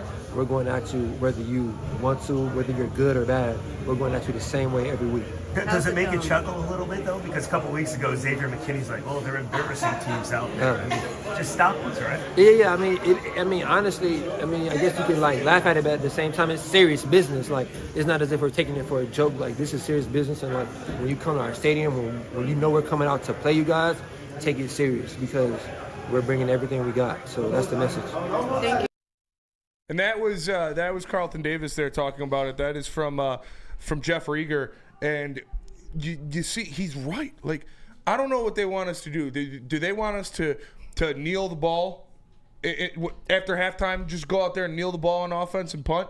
Like, we take out our starters in blowouts, but if you want us to stop scoring, stop us from scoring. If you don't want to get blown out, be better at football. Because we're not just going to go out there and lay down in the second half. Oh, they're at 3 touchdowns. They can't score anymore. Eat shit. Quit being a pussy. We're going to keep putting the pedal to the metal because when you take your foot off the pedal, that's when people get hurt. And we're not just going to knee the ball at the rest of the half because you pussies can't stop us. You don't want to get blown out. Be better at football. That's it. And here's Kirby Joseph on the same topic. BTA. How exhilarating is it to beat a team that bad? I mean, second time this year, you guys put up 50. For real? That's the second time? I know it was our third time. Didn't we do somebody else like that? We got the ass though. Shit. Close. We got the ass. Cowboys probably should have been 50. If you really not coming ready to play, like we gonna give you BTA for sure. Do you think that's what it is? I'm not coming, because I know Xavier McKinney said earlier that you guys seem like you're trying to embarrass people. I don't know. We just play football. If you're not coming with it to win, then you're gonna get your ass whooped. Like, really. There's Kirby Joseph talking about belt to ass. And that video is from Jeff Rieger as well. Shout out Jeff Rieger. OG of the game. That's flat out what it is. Like, I don't know what listen, Xavier McKinney. I think the context of his was trick plays. Fuck that. Like, I think that they're all understanding, like, this is a fucking grown man's game. We get paid to play this. Just fucking stop us. Yeah. I think it's more so the fans, like, bitching, crying, complaining. But, like, the reason, like, we are who we are is that mentality. Mm-hmm. Finish your food. Go out there and you find that fucking dog. You find that fucking dog. And that's what Brad Holmes happened to do. We got 52 fucking dogs at any given time. And as a matter of fact, when we put in the secondary people yesterday, I think I saw Greg Reynolds, the very first play, ripping for like 13 yards. You know what I'm saying? Henry Hooker was 3 for 4. Yeah. He had a hell of a throw, too. Siomvaki was averaging 8 yards a carry. Like, it doesn't matter who it is. We're gonna play football. Like, we're not just gonna kneel down. So I'd like to see them run the score up against the Packers the next time we play them. I'm down. I'd like to see them take deep shot after deep shot. If you don't like it, game is what I want. They are going to embarrass the Bears. On Thanksgiving. I would love for that to happen. It's going to happen. I mean, I need it. I hate the Bears that much. Run it up. Fuck them. I saw I a video of a kid, a Bears fan, watching them get that field goal. Oh, yeah. Fucking off. I know that for the sake of the division, we needed that game. It would help us separate ourselves from the Packers even further. I'm so much confident we're in this division, let alone possibly even the number 1 seed, that, like, I don't care. I want the Bears to still fucking lose. Yeah. They didn't give a shit. That's how much I fucking hate them. And for them to lose in that fashion, and me to see that little kid cry, fuck you, kid. I grew up like that my whole life. Yep. Suck it up. Eat shit, kid. Eat shit, kid. Honestly. You look at it, it's what it is. Nobody. Where were the white flags when the Lions were 0-16 getting popped by 30? Where was the media outrage when the Lions were getting blown out by 40 on Thanksgiving? Getting their asses handed to them. Teams doing whatever they want and running up the score. I have no sympathy for you fucking pussies. They're like, oh, stop scoring on us, you meanies. Suck a dick. Be better at football. Flat out. We had to watch that shit. We took our lumps. Welcome to the big dog on the block. We're going to take your lunch money, then we're going to spin the block, we're going to come back, and we're going to whoop your ass again. Nick? Yeah, that's where I'm at. This isn't Pee-wee football. You know, this is the NFL. What are we talking about here? This is ridiculous that anybody would have any problem. And I think other fan bases are just truly jealous at this point as well. And they want to cry like baby back bitches as they are. Yeah. It's always fucking Rams fans, yeah, it's just the fans. Or Vikings fans. Oh, Vikings fans are the worst. Dude. Like, Dan Campbell going for it on the 4th down. It was already like a 30-something game. It's like, but if you're practicing how you coach, like in that moment, you would want to go for it on that 4th down. You're going for it. Yeah, that's a situation where, like, I want my team ready, prepared to go for a 4th down. Challenging the ball. All right, maybe a little too much there. No, but I don't that. care. Yeah. That's another coaching exercise. Yeah. Fuck you. Let me throw this flag. Let me get my shit off real quick. He is going to coach how he coaches, regardless of score, time, or whatever's on the clock. He goes for it on 4th down and 1. He got it. Weird. He challenges calls that he doesn't think are complete. He got it. Weird. He's not gonna put a binky in for you when you're getting your ass whooped. Welcome to the big leagues. Welcome to the show, kids. Sorry, we're the bullies on the block now, and you guys are little pussies. You can't take it. Go play soccer if you don't want to get blown out. This is fucking football. It's America. That's what happens though when the person that's been bullied goes to the gym. Like now that motherfucker's gonna come around and whoop everybody's ass. Yeah, Chris is trying to give himself some motivation. Spin zone. I mean, Dan Campbell was a part of those games. Dan Campbell was here when the Detroit Lions went 0-16. Yeah. So no, he's not gonna have any sympathy for you. Yeah. Because guess what? That 0-16 ass whooping that he took turned him into a fucking goddamn monster. I hope we win every game for the rest of the year by 45 points. And then we would officially have broken the 6-6 record. I don't care. I don't care who you are. I want to score 100 points on you every single game. And if I have the opportunity to do it, I'm going to do it. I'm going to take my starters out when it's a 40-point game in the fourth quarter. That's fine. But when we're scoring 24 points in a quarter, 14 points in the third quarter, 24 points in the second quarter, make plays. Be better at football. Sorry, your team sucks, and you can't stop the Lions. Yeah, America dominates because of capitalism. That's what we do. Yeah. All right. Yep. Choke your fucking company out. Love you too, Greg. Because we make better fucking wiener sausages than you. Whatever it is. I was looking at Nick's. That's why I thought of that. QQWW says Goff only comp for MVP is Sewell for MVP. MVP, you guys asked last week. Actually, I think it was you specifically, Nick. You were like, I think Sewell might just need some type of touchdown. For the offensive player of the year. He basically got one yesterday when he shoved David Montgomery and 2 other human bodies. Baller. NFL caliber human bodies in the end zone. David Montgomery, who was carrying the football into the end zone. That was crazy. I Can that count? It should count. Can we give my man a vote, at least for Offensive Player of the Year? I look at, we talked about it on the show yesterday because we were talking about, our food, TV shows we watch, our fashion sense, because it was just such an easy game. I've talked about what jersey I want to get. A black Dan Campbell jersey is something I'm getting a blue Penei Sewell jersey. He's my favorite player of all time.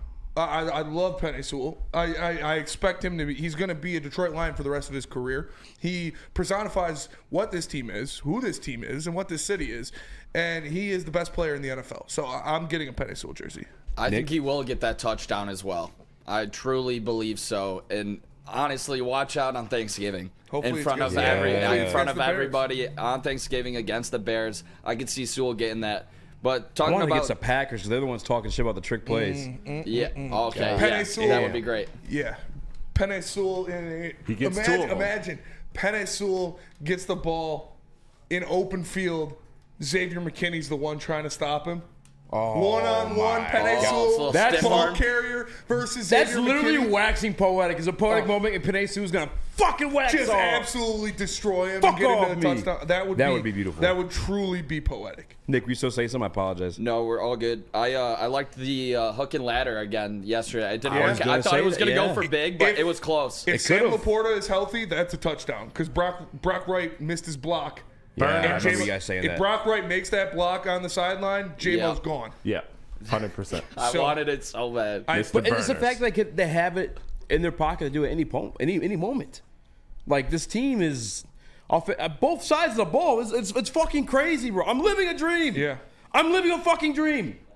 Seriously. It doesn't make sense. I talked about it, man. I've saying it for weeks. You have to wake up every morning and the Detroit Lions are the best team in football. It feels like the infinite Tsukiyomi. Talk about the jersey bet the Packers beat reporter. I don't know what fucking jersey to get my kid because they're all good. So, you should get him Brian Branch. I'm getting Brian Branch for sure. Yeah, I might be here tomorrow if you could find somebody to fill in, Nick or Chris, because I want to go meet Brian Branch tomorrow and take Bryson. He's my fucking guy. And by the way, his comp is Palomalo. We got in the conversation in the social chat. Someone said Dawkins. Somebody else said Earl Thomas for Branch. I said Troy Polamalu. Yeah. Brian was making the graphic in the bag. He looked at the same. I was like, you should do Polamalu. Yeah. He's the same like their linebackers playing safety. Assignment in the defense. Exactly. So, they roam around and they do whatever they want. Yeah. Yeah. Love it. We're gonna go to break. We're gonna come back. We're gonna keep talking Lions. But first, let me tell you about Lady James. Awesome is when a guy can be a guy, get an amazing haircut. You can get one right now for $20. Where else are you going to get a haircut for $20? Lady Jane's, that's where. Scan that QR code in the top corner and get your $20 haircut coupon. It comes with a hot lather neck shave, a scalp massage, and a hot towel treatment, courtesy of one of our fantastic stylists. Walk in anytime. Lady Jane's open 7 days a week. Lady Jane's, it's wicked awesome. It's the New Holland Brewing Company Lions pregame watch party. Every Lions home game live from Second Best Bar, Detroit. Enjoy the pregame hype with a live broadcast every week with Woodward sports personalities like Neil Rule, Sean Belegian, and the Heavyweights.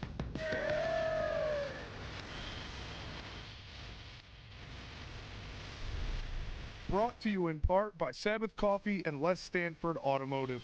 Great drinks like Tullamore Dew Irish Whiskey, Tangerine Space Machine, Taller Long Drink, great environment, and even better food. It's the New Holland Brewing Company Lions pregame watch party live from Second Best Bar, Detroit. Brought to you in part by Sabbath Coffee Roasters and Les Stanford Automotive. Come get some. How do people feel about getting a Planet Fitness membership for $15 a month?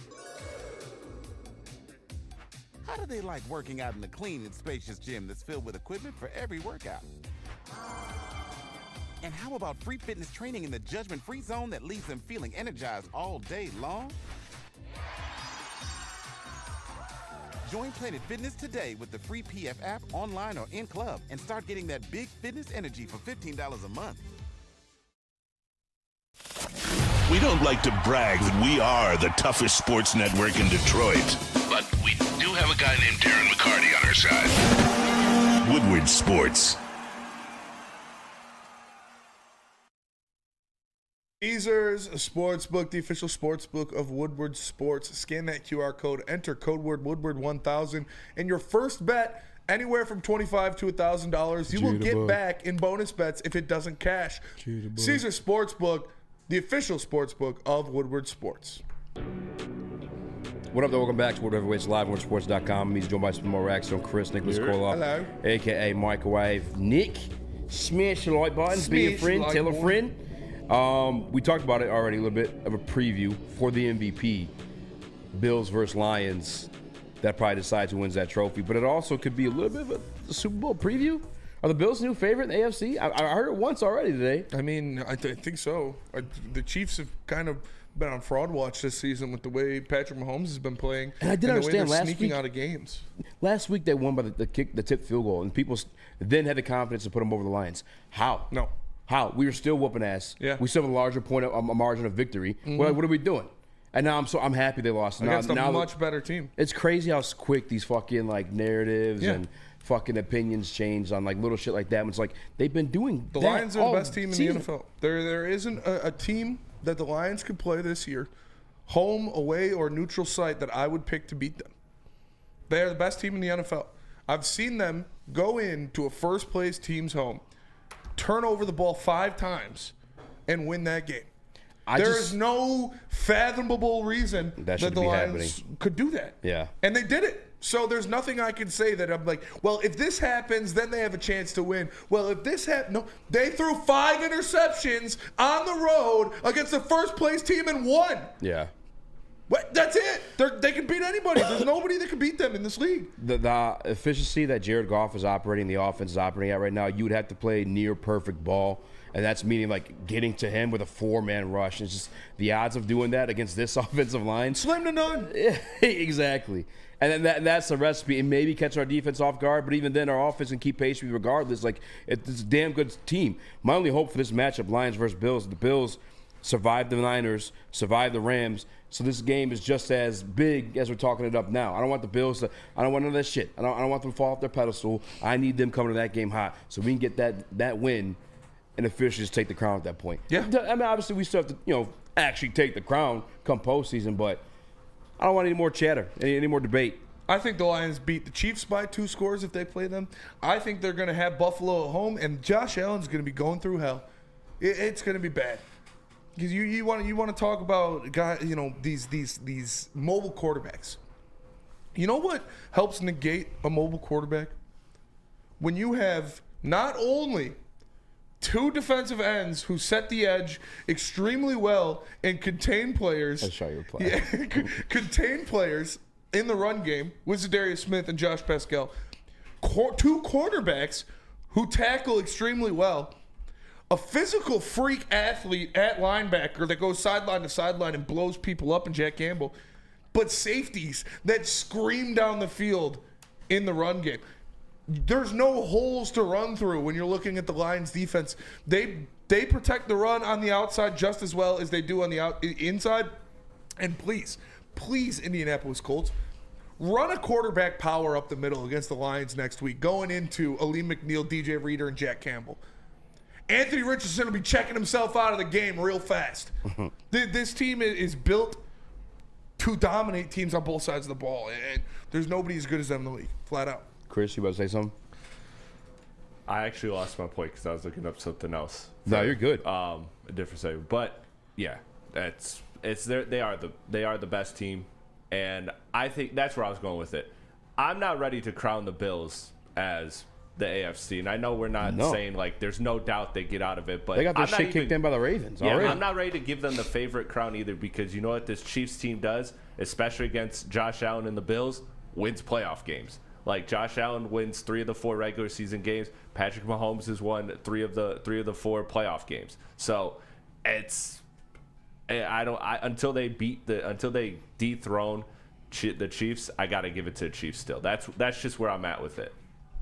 As far as they just did, they just beat them. I'm talking in the playoffs though. Like I'm talking until they end their season. The Bills, like, yes, yeah. I'm not ready to say the Bills are over. To be fair, the we did see that once before, but I thought the Bills matched up with the Bengals when I kicked them out that year. I think in the snow. I'm with Chris. Matchup? You're gonna be there. I will be. I'm with Chris on this one though. I'm not anointing the Bills yet, but it's just God. Patrick Mahomes is just a different guy in the playoffs. He just finds ways to win, and I'm still thinking the Chiefs are. The Bills beat them already. I think the Steelers could beat the Chiefs. I think that the Ravens could beat the Chiefs. The Chiefs don't look good this year when you watch them play. They're winning on these little ticky-tack things. They're getting carried. Patrick Mahomes throws an interception every fucking game. Travis Kelce's old and going through Taylor Swift lyrics in his head every play instead of their play call. He's thinking about retirement with this billionaire bitch. I'm not scared of the Chiefs anymore. I'm not. I mean, maybe that's arrogance. Maybe that's too soon. I don't give a shit. We can be arrogant. We're the best team in the league. Would you consider Patrick Mahomes big and athletic? No. No? Big and athletic? Well, he's like 6'4". I think he's athletic. I mean, not an athlete like for an NFL player. Like that. Yeah. For NFL. We have for quarterback. For a regular person, yeah, he's big and athletic. But for quarterback. For a quarterback? I think he's athletic. Yeah, he's like... He makes different weird throws. Herky-jerky athletic. Yeah. Not like... Not supreme athletic. Not like Josh Allen, Cam Newton, Lamar Jackson athlete, but he's like... herky-jerky athlete. He runs kind of like... I was trying to decide before I went at Wilson. He's like baseball player. Yeah, he runs like Riley Green. He's like, he's like a it's baseball a weird player way of running. DJ Reader tweeted yesterday, kids, play multiple sports. It's going to help you out. Yeah. It'll help your game out. Yeah. That's for sure. You look at his body positioning, the way he could throw on the run and stuff, all that, you could tell. There's a reason the Detroit Tigers drafted Patrick Mahomes. Like, he was a damn good baseball player as well. God damn. You think it would end up being No. I'm just going to say no. What? Would he have ended up being Patrick Mahomes had the Lions drafted him? Yes. Yeah? Yeah. You don't think Patricia then would fuck that up? No. What else Caldwell then? I don't know. I feel like they might have fucked that up. I don't think so. I mean, we weren't in position to draft him anyway. We had another version of him, the hot version of him in Stafford. True. Obviously a little lesser. I mean, obviously Patrick Mahomes was one of the best to ever do it. But Andy Reid, great offensive mind. Yeah. And he got to sit back and learn from a guy that was like methodical too. You know what I'm saying? Oh, it was a great situation. Yeah. Great situation for him to be in. But Patrick Mahomes is going to be Patrick Mahomes anywhere he went. He elevated his team. He elevated Andy Reid. Andy Reid was a good coach until he got Patrick Mahomes as quarterback. Now he's arguably the best coach ever. He's not the best coach. That's still Bill Belichick's. What'd you say? You said he's definitely not. Yeah, no, he's not. Yeah, no. But the people talk about it like that. Yeah. But he never won a Super Bowl without Patrick Mahomes. That's what I always say too. Yeah. I mean, he's been there. He's a damn good coach. But Damn good coach. He didn't cash one in. It's not about the X's and O's. It's about the Jimmies and Joes. And like they definitely play a symbiotic relationship. But it's more about the Jimmies and Joes. It's fair. Your X's and O's go out the window when you got a guy running on the sideline, diving out of bounds like a Call of Duty shot and throwing it 50 yards down the field. Yeah, it's kind of like those situations where you have like a Ryan Tannehill get there. You know, it's like, all right, fun ride, stops here. And then you go. You have a much better team in the Tennessee Titans with Ryan Tannehill quarterback, a defense that sacks the opposing quarterback 9 times, but you lose in the playoffs to Joe Burrow because he is a better player. Do you have Sam's crash out recorded or downloaded? It's in there. We have the video that you put in Slack. Is that a custom made one? There's 2 videos. I don't think we play that one. You can't play that one. There's 2 videos. I have the one that you put in our Slack. Downloaded. Yeah. The one that's like a minute is the whole one. And then there's like a 3-second one that you can just loop and keep playing. I have the 2-minute one. All right, that's the whole crash out. Well, let's go to break, come back. We'll have that video of Sam's crash out to watch over and over again. On top of the fact that I don't know how much of a segment it's going to be because it's just true. Yeah. Are Jared Goff and Amon-Ra Brown the best QB quarterback duo in the NFL right now? Save it for the show. QB receiver duo in the NFL right now. But first, let me tell you about Kevin and Catherine at KDK Law. Divorce. Are you and your wife not the best quarterback receiver duo? Are you throwing that thing but she's not receiving? Call Kevin and Catherine at KDK Law. They got your back. Whether you do divorce or family law, they got your back. Scan the QR code. Call it 248-971-0476. Tell them the Heavyweight sent you, and they will pay your first-time filing fee. It's Kevin and Catherine at KDK Law. It's bear hunting season, and Dan Campbell is hungry for some kneecaps. If you can just get a hold of them and you start dragging their ass out to the deep, dark abyss, you can drown them. The Kings of the North are back for another year of the brand new Lions. Make sure you're locked in to Detroit's #1 sports network for all the news and info on your Detroit Lions. Woodward Sports, let's go. Feldman Chevrolet, Michigan's #1 Chevy dealer, is kicking off the game with the best prices on all cars, trucks, and SUVs, like this 2024 Silverado for just $296 a month, or this 2025 Equinox for as low as $371 a month.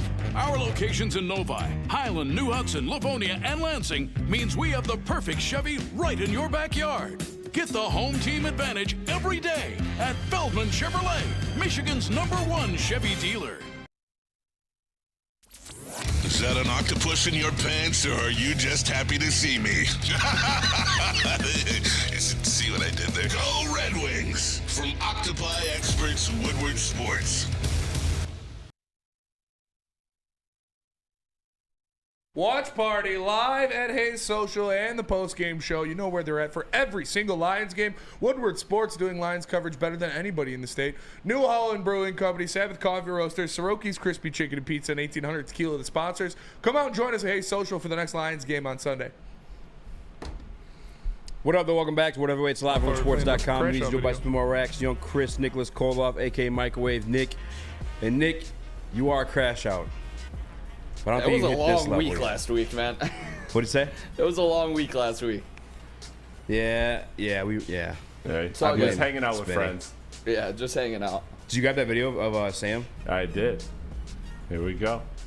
Crash out.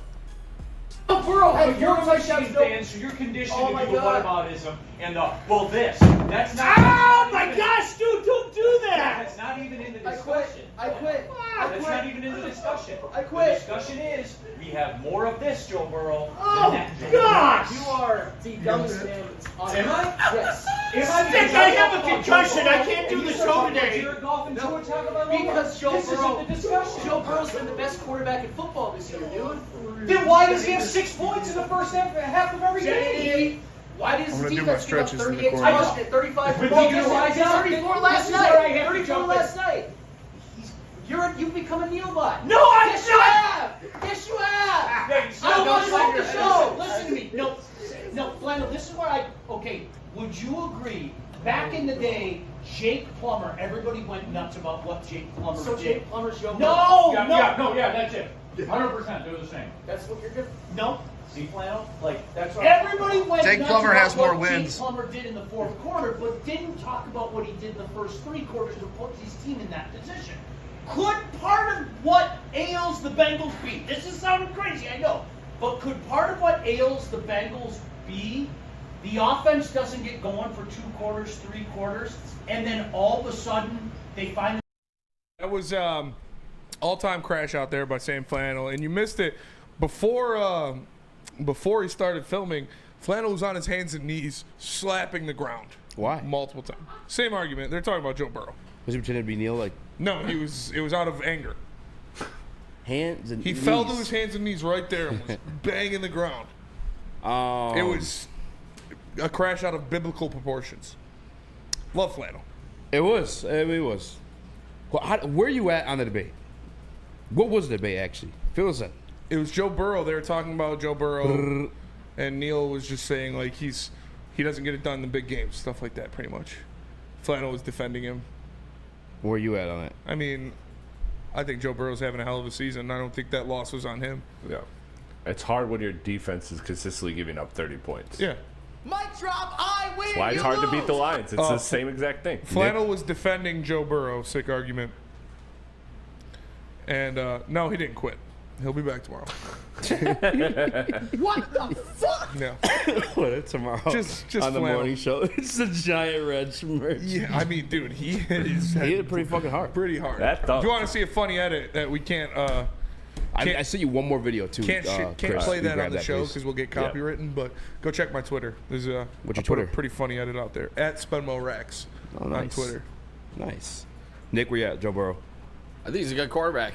I think he's damn good, to be honest. Yeah, I think Chris He's said having a hell of a year. about that defense right now. It's like, I don't put that all on him.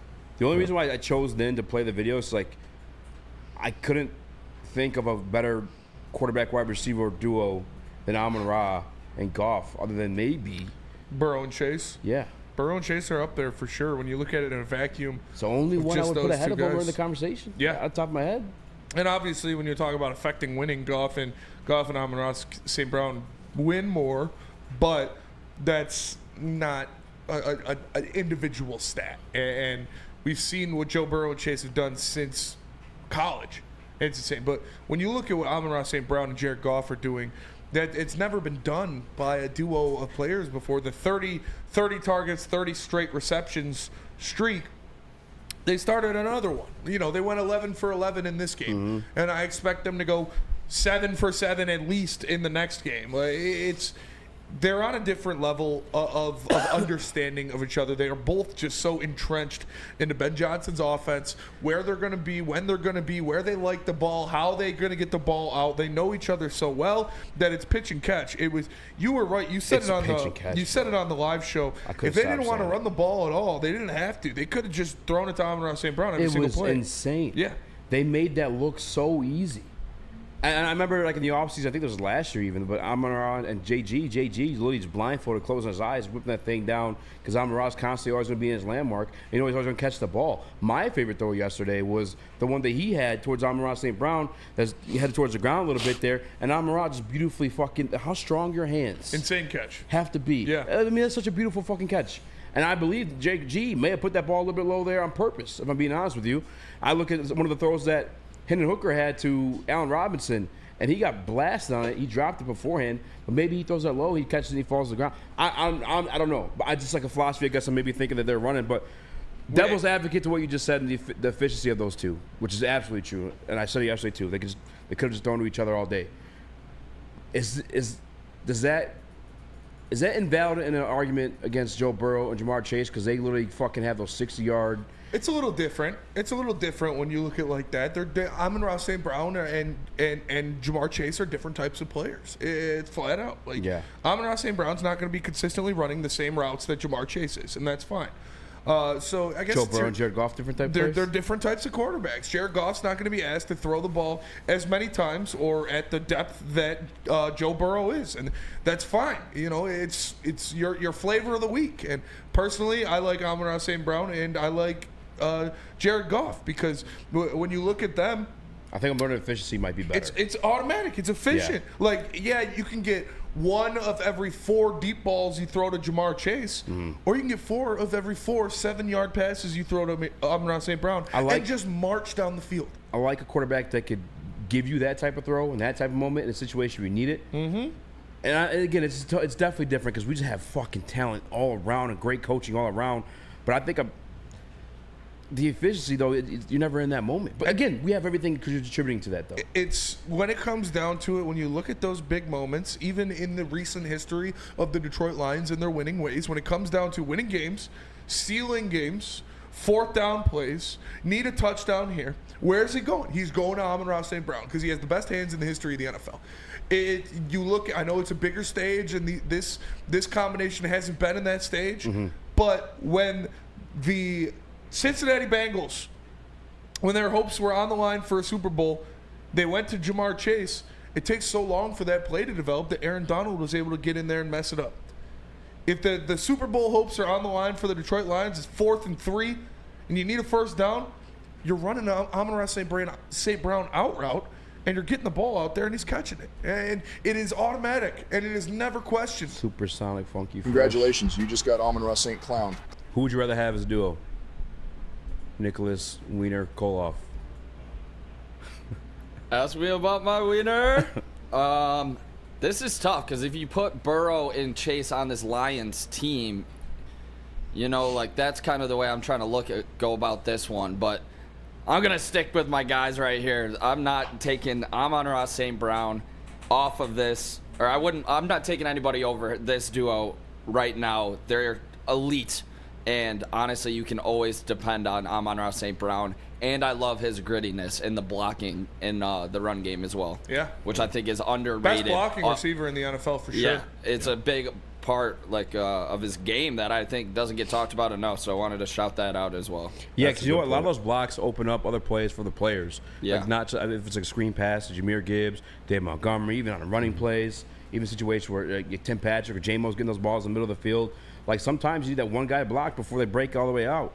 And real quick, whoever put in the Woodward Sports chat, did Goff have more rushing yards than the Jaguars? Almost. He had 21. Yeah, ETN had 27. So 6 yards off. JG almost had more rushing yards. Mr. Burns. That would have been. When that happens, that may happen this season, by the way. That's more embarrassing than anything the Lions could do to you on offense. We talked about offense for a while. When I talked about like this being JG's best year heading this season, 6-24-24, don't forget, I'd said he's going to be a lot more comfortable. We're going to see him run a lot more. I like that shit he was doing it last year because, again, it showed his comfortability in the offense. It means when he's running, there's nobody fucking else open. Nobody open. Or there's daylight there. And, like, just competent players take those opportunities. 21. Patrick Mahomes is one of the best at doing it. And JG's hit that pinnacle in this offense. He has. We saw it multiple times. And when he tried to get that touchdown, you could tell he wanted that rushing touchdown. I've never seen him move that fast. He started. I swear that was the fastest. Yeah. Everyone's like, "Oh, it's the fastest." No, that was the fastest I've ever seen him move. Yes. He made a business decision, the correct business decision. Got the first down and got down and protected himself. But he wanted that touchdown, man. That's a short two at best. You don't throw up threes for that. We just talked about efficiency. Okay, my floater is more efficient than your 3-point shots. That's a finger roll. Okay, more efficient than your 3-point shot, but more points on average. Yeah, I think I'm taking the efficient. I mean, it's just tough. I'm taking our team. I'm not comparing anything against the team and saying I want anything else because right now we're the best fucking team in the football and everything's working well. They're a match made in heaven. Like Keys used to say it, football soulmates. Yeah. Where's Bob? Bob's Big Boy. Oh, Bob's Big Boys. Yep, not Bob's Keys. Big Boy, yeah. Shout out Bob's Keys, Big Boy. your cousin. Yeah, not cousin Keys. It was Bob's Big Boy. He used to say football soulmates. Yeah. I'm going to say Brown and Jared Goff really are football soulmates. I think they are football soulmates. And he is the perfect receiver for an efficient quarterback like JG. Because he catches everything. Yeah, you're not really asking JG to go beyond the intermittent. And that's Amon-Ra, too. Amon-Ra's not really he's going to take you deep and burn you. He is a route runner. He is going to run those option routes. He's going to, that's football soulmates. Yeah. Speaking of guys working, though. Couple Cali kids, too. Yeah, they are. You're right. Couple Cali kids. I know we're turning this page to give some Pistons some love because they may go 500 tonight. Insanity. Honestly, that's fucking insane. But speaking of Detroit Lions putting in work, roll the tape, Chris. Roll the tape. Hope you guys have some tissue nearby.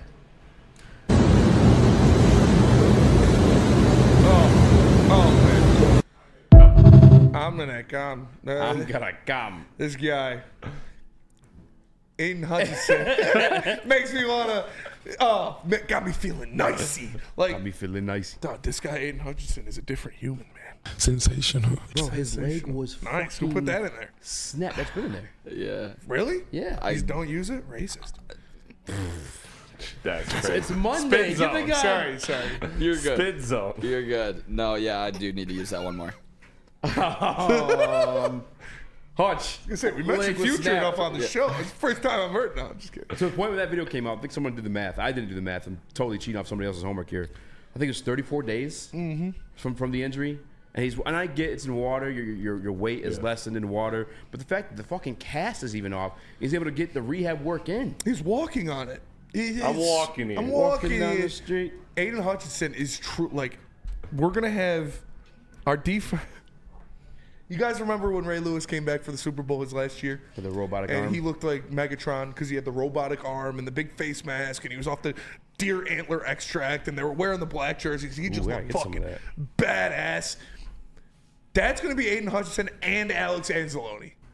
They're both good. Oh, my God. Aiden Hutchinson's going to have a sack in the Super Bowl. He's going to have multiple. All weird and sexual.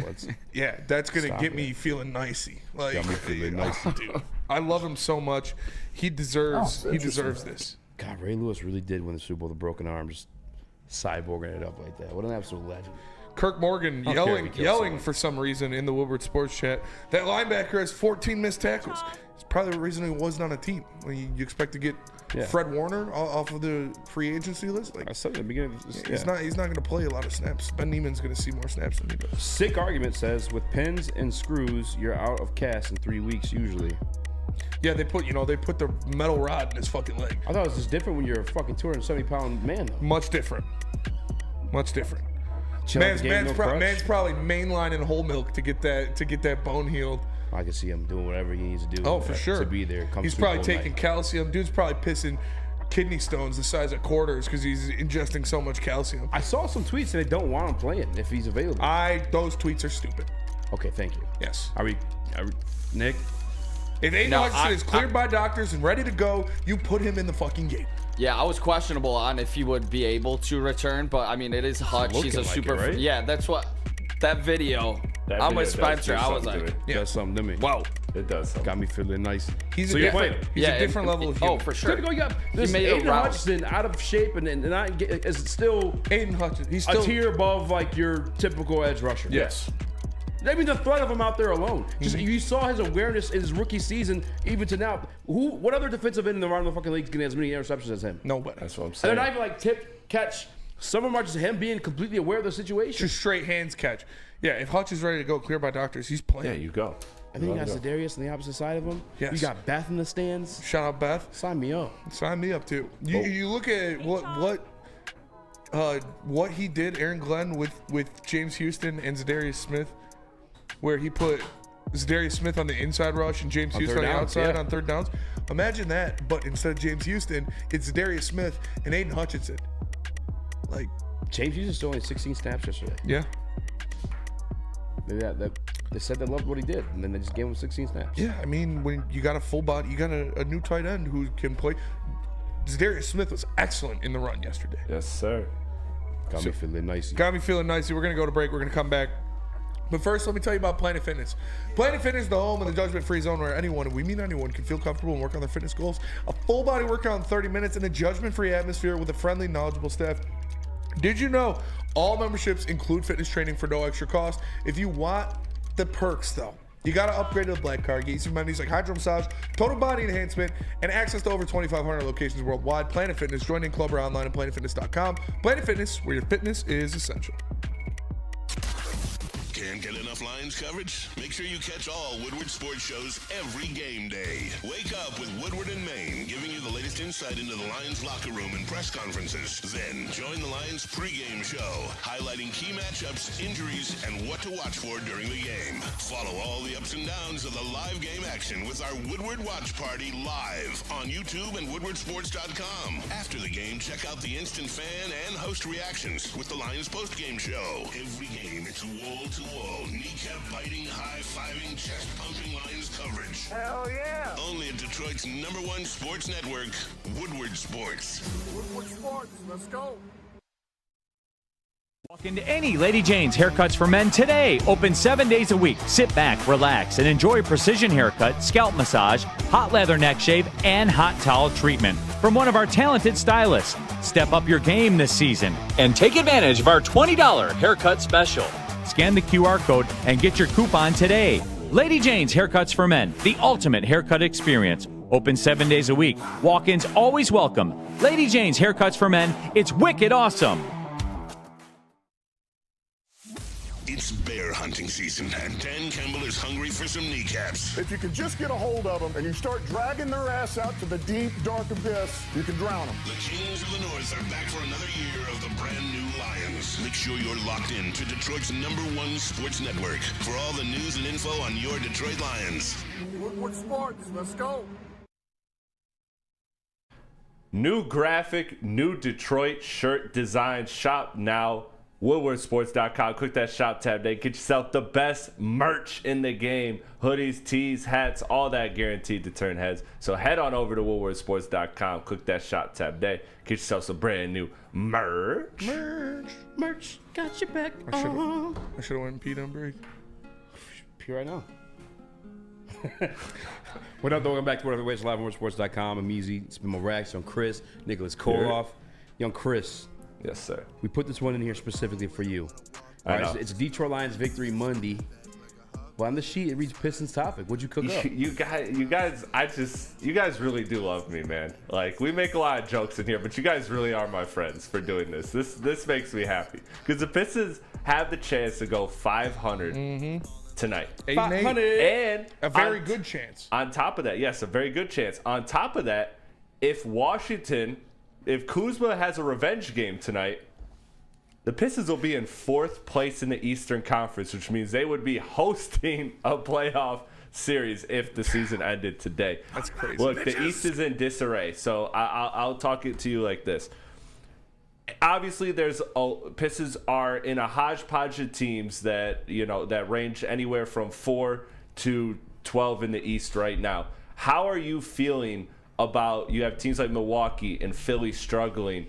And you expect them to turn around, but they're also really behind the 8 ball. Philly's 2-10, Milwaukee's 4-9. Yeah, is this really open? Like, are we really, really confident now that the Pistons are making the playoffs? Because I don't see, even as these teams surge, I don't see the Pistons being one of the teams that's falling. I don't either. It is very sustainable the way the Pistons are playing basketball because they're defensively, they are playing lights out, and you're adding one of the best defenders in the NBA here pretty soon. I don't expect Malik Beasley to score 25 points every night like he has the past couple games, but you're adding Tim Hardaway Jr. back. He had a head laceration, so he should be back in a couple games here, and that's just another shooter put out there for Cade Cunningham, who is 3rd in the NBA in triple-doubles behind only Nikola Jokic and LeBron James. You see what happens when you get him fucking shooters that aren't traffic cones to the side of the floor? Yeah. Jaden Ivey, props to him. Shooting very well off the dribble, doing a lot of different things. Also playing good defense on the perimeter, using his lateral quickness, using his length and, his wingspan to be a pest defensively. This is a very sustainable brand of basketball for these Detroit Pistons. JB Bickerstaff, like I said, he's like SEAL Team 6 because he got that terrorist Monty Williams out of here. And he has breathed new life into this Pistons organization, man. It's impressive to watch. And, surprise, surprise, the 76ers aren't working with PG 13% played on the season, and Joel Embiid misses 2 weeks out of every 3 weeks. Like, no shit, their 2 best players aren't going to play more than 5 games together. No shit, they're not going to be good. The Bucks, I don't know what's going on with that. Is Hardaway starting? Hardaway is out. Hardaway's starting. He was starting. Tonight? Yeah, he's back. Wow, he's back. Dude, let's go. Yeah. Tim Hardaway. Well, I just say because DNC and Team the Woodward Sports Chat, I don't know if I like moving Beasley back to the bench. I don't like that either. I'm fine with it. Hardaway was playing better than Beasley when they were both healthy. So I'm good with it. And Beasley's cool with it. You think so? Yeah. Better than what Beasley's been on the street. Remember the heater that he started the season? Beasley's been hot. When they were both healthy. Yeah. Tim Hardaway Jr. was playing better, Yeah, but he's also getting more minutes. It's also a situation, though. I see it as a situation where Malik Beasley's a better defender, but Tim Hardaway was shooting better. So for me, it's a I don't care who starts, I care who closes. You feel out the game, and if it's a Tim Hardaway Jr. night, it's a Tim Hardaway Jr. night. If it's a Beasley night, it's a Beasley night. Just like how I see Fontecchio and Tobias. Like, a lot of these players around Cade Cunningham are interchangeable. Hell, we're seeing it right now with Stu and Durant. Yeah. They ride the hot hit. JB Bickerstaff, much like Dan Campbell, it doesn't matter who you are. It doesn't matter how much we pay you. It doesn't matter what you look like. If you are playing well, you are going to play more. So Tim Hardaway Jr. and Malik Beasley, it is a luxury to have 2 of those guys because whoever's got the hot hand is going to get more minutes in that game. So you start with Tim Hardaway Jr. He hits a couple threes. He's going to stay in the game longer. He misses his first couple threes. You bring him out. You bring in Beasley. You got shooters now. Yep. It's so beautiful. You have depth, man. You have like actual NBA players. What's up, Dank, in the Woodward Sports Chat? Years ago. So it's awesome to see. But quickly here before we go to break, I know we could probably stretch this to a segment another day. But Isaiah Stewart versus Duran. Are you guys just okay? Guys. Are you guys okay with Stewart starting over Duran, I don't care? Way it is. They're winning right now. Yeah, why are we changing that up? I shot out Dr. Mo to stop me in the parking lot today, but they're winning right now. I'm not changing that up. Yes. Maybe Stu is better off the bench. No, he's always got that fire in him. He's got the underdog. He just is a dog. I think I'd rather have him off the bench than Duran. I don't know if Duran would operate as well off the bench versus Stu. That's what I think.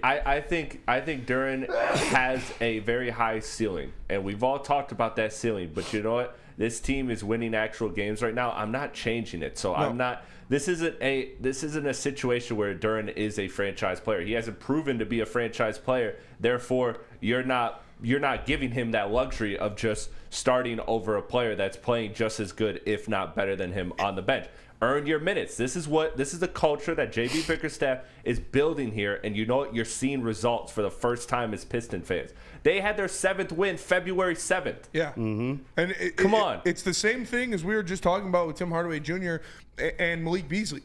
If Isaiah Stewart is playing better than Jalen Duren, he is going to play more minutes. But you start Jalen Duren, and just like we saw in that last game, he got hurt or he got into foul trouble, so they took him out. But the first 3 possessions, he had 3 dunks. He is that type of player that if you get him started early and he's playing well, you ride that. But if he's struggling or he's not playing defense or he gets into foul trouble, you take him off, you bring in beef stew. And that will energize Duren because he knows that he's going to have to play better given his opportunities or he's not going to get as many minutes. Absolutely. That's the key. Now, I do worry about that again. That long term, you do need more solidified starters and more solidified bench players. You do need a better hierarchy to win a lot of games, but right now you can win a lot of regular season games with this method, and I like the culture that JB Bickerstaff is instilling because truthfully the players that are playing have earned their minutes, and that's a big deal. If you don't play defense, you're not going to play a lot for JB Bickerstaff. Yep. That is flat out. It doesn't matter who you are. If you're not playing defense, you're not going to play a lot. So if Jalen Duren's lazy on defense, like we've seen him happen a couple times this year, Isaiah Stewart's going to come in, and you know that motherfucker's not going to be lazy on defense. Yeah. So Jalen Duren's got to have to play hyperactive. I loved what I saw out of him in that first quarter against the Washington Wizards. He was blocking shots. He was rebounding the ball. He was getting out in the fast break, sprinting down the court, and we were up 11-3. When he's playing like that, this is a fantastic. This is a top 7 team in the East. Yes. So you need him to play like that to be that kind of team. But it's hot hand, man. Yeah. If he's not playing well, that sucks, buddy. Isaiah Stewart's going to come in there. He's going to play his ass off. For the record, Duren is starting tonight. Isaiah started last game, but Duren is starting tonight. The lineup just got released, so it is Hardaway, Ivy, Cade, Duren, and Tobias. So Tobias. Yeah, I know Tobias. If you could just get a better 4, wow! Look at this team and what you could do. Pick up the phone, Jabari Smith. Come on. Thank you, Alyssa. The lovely Alyssa. Oh. We're going to go to break. We're going to come back, and we'll do some mailbag questions. Tell us about New Holland, Spencer. I will. New Holland Brewing Company and their Taller Long drink. One of the best drinks on the market. It is a real grapefruit puree blend with their dry gin. I'm telling you, it's heaven in a can. Get yourself some Taller Long Drink from any Total Wine near you. Taller Long Drink, support local and grab some. New Holland Brewing Company is doing it right. Love Woodward Sports? Love wearing clothes? Then you should be wearing Woodward Sports clothes. Check out our full line of merch at woodwardsports.com. Just click on shop. We have all your favorite designs, like Dan Campbell kneecaps, Woodward golf, and of course, our own logoed out merchandise. Men, women, infants, kids all love Woodward Sports. Impress your friends. Impress your boss. Impress your dog. Buy Woodward Sports merch today.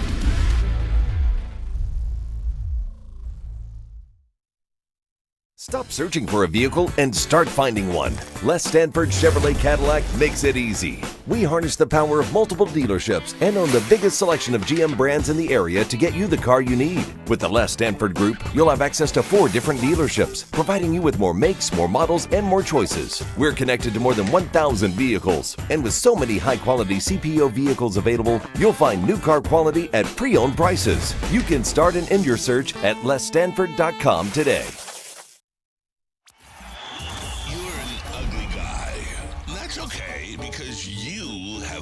Girl on your arm. Now Woodward Sports and Les Stanford want to reward you for outkicking your coverage. I am ugly as by traditional standards. That's right. If your significant other's hotter than you can win tickets to the Thanksgiving Day game in Detroit. So find the best pic of her with the average-looking you and post it on X or Instagram.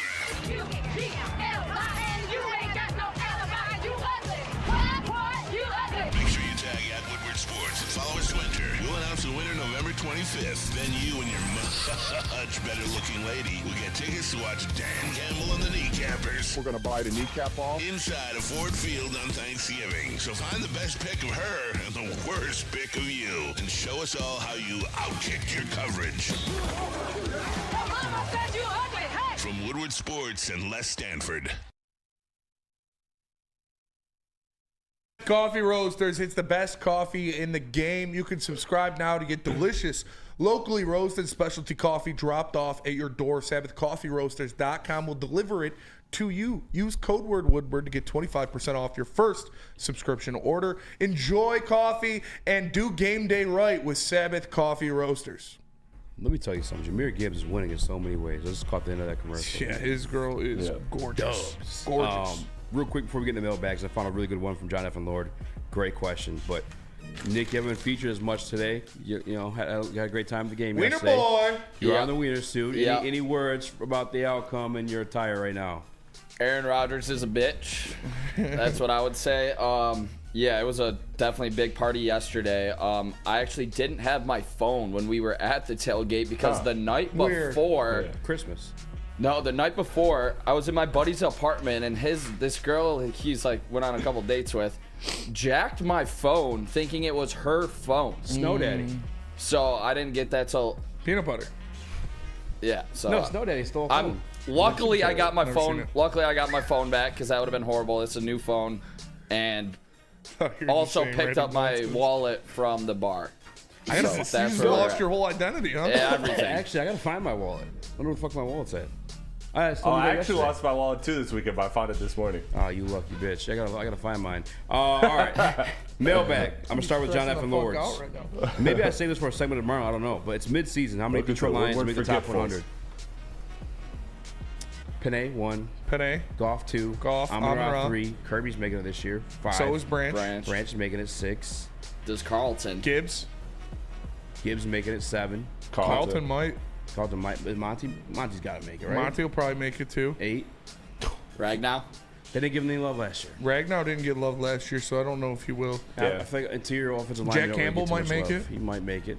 I think he's Reader. McNeil. If Jack I think Campbell was on it last year. if Jack Campbell has over 125 tackles, he'll make it. I'll say 9. Hell. 9 to 10. Hell, Hutch still qualifies for it. They still might put Hutch on, honestly. They really, I mean, the way he started the season. Hutch will be on it for sure. I'm pretty sure he's still top 5 in pressures. Hutch will be on it for sure. Hutch To should be top 10, even with a robot leg. Yeah, I'm cool with it. Mailbag. Dave, we are looking for an intern. Hit us up on X. Super Bowl Wilson says Frank should be on Super it, Bowl but he wasn't on it last year, so I don't know if they'll give it to him. He might be because they're the best team in football now. Luigi Gaming, mailbag, where does Asar fit into the lineup? He doesn't. He'd come off the bench. Yeah, it's still in the lineup. I think he actively. I think he is in an active battle with Ron Holland for minutes. Yeah. I think that. What sucks, I like Ron Holland I know. better on I like offense. him. I like him too. But hey, we're seeing it. Iron sharpens I iron. mean, no, we just, like there's He could enough almost be minutes like to a go power around. forward when Stu comes in and be your. I would rather see Asar and Ron Holland than Fontecchio, personally. Fontecchio, he lost his magic. I'm holding on to hope that he could rediscover that shot because it is early in the season. But that's the key for him is that shot. Because if he doesn't have that shot, then yeah, you have another non-spacer. So you might as well your put backup point guard now for sure. playing 'cause well. He looked pretty good. He looked awesome. Yeah. In that I've loved Toronto him. game, I've been especially. wanting to get those type of minutes. Yeah. That 3 hit against the dude. Bucks, that was huge. Huge 3. Yeah. And again, how he played against Toronto too Yep. was awesome. Which betting favorites to win their division now for the NBA Cup. Ronan Update. Runyon 99 mailbag. Who's our third linebacker? It's Ben Neiman right now. Ben Neiman. Yeah. Mailbag. He's played well. The limited snaps he's gotten. Yeah. Malik Peterson, mailbag. Easy. When will you start to be concerned with Jordan Love's decision making, as he would have thrown 2 picks yesterday if the safety hadn't fallen down? Well, I think he missed 4 throws yesterday. He was like, and he did have an interception. He overthrew, I believe it was Kraft. Is Laporta in the top above his 100? head. We didn't mention him. Not this year after how he's played. Yeah, Is J-Mo? Kind of with Chris. J-Mo probably will be. Ooh. Because you know how much they love receivers and guys that can beat you like that. If he has a couple more games like yesterday, yes. Yeah. Yesterday's career high, by the way, 124. But I think 8 of those came on the hook and ladder. Yeah. Yeah. Which you don't even get a catch for, but you still get the receiving yards for. I still lost that fantasy matchup, by the way, because Bo fucking Nix decided to throw 4 fucking touchdowns. Hey, dude. Who the fuck does this kid think he is? Better than Caleb Williams. Piece of shit. Who's that guy? Looks like hell. the Bears drafted the 4th best quarterback in their own draft class. Caleb Williams actually wasn't bad yesterday. He's a bum. But He's a crybaby bitch. But fuck the Bears for life. Fuck the Bears. LGBTQB1. Might not even be LGBTQB1. Yeah. Eazy. This is Chef, by the way. Whoa. Chef's real name is Malik Peterson, unless he made that up too. Can I tell people then? He's not a real chef. You're a fraud. He just dressed up like a chef. Really? Yeah. Wow. Blew my mind. That is a choice. That is one hell of a choice. Easy Chef is showing you. How Pouncer so? says, please rubberize the room before Flannel comes back. Yeah, I mean... Gonna have to take precautions for sure. Definitely gonna have to bubble wrap some stuff around here. Yeah, that was one hell of a crash out. It was startling.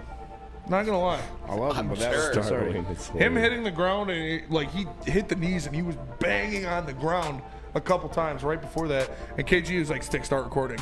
And he popped up, and then he banged his head off the desk. He was That like, was a great call by KG, by the way. He was like, "It's fine. I do this all the time." Sean was like, "What?" I don't know if that. Yeah, don't know if that helps, but that'll do it for us today. Appreciate you tapping in. Make sure you smash that like button. For Eazy, for Nick, for Chris, I'm Spencer with the Heavyweights. We'll see you guys tomorrow. Peace.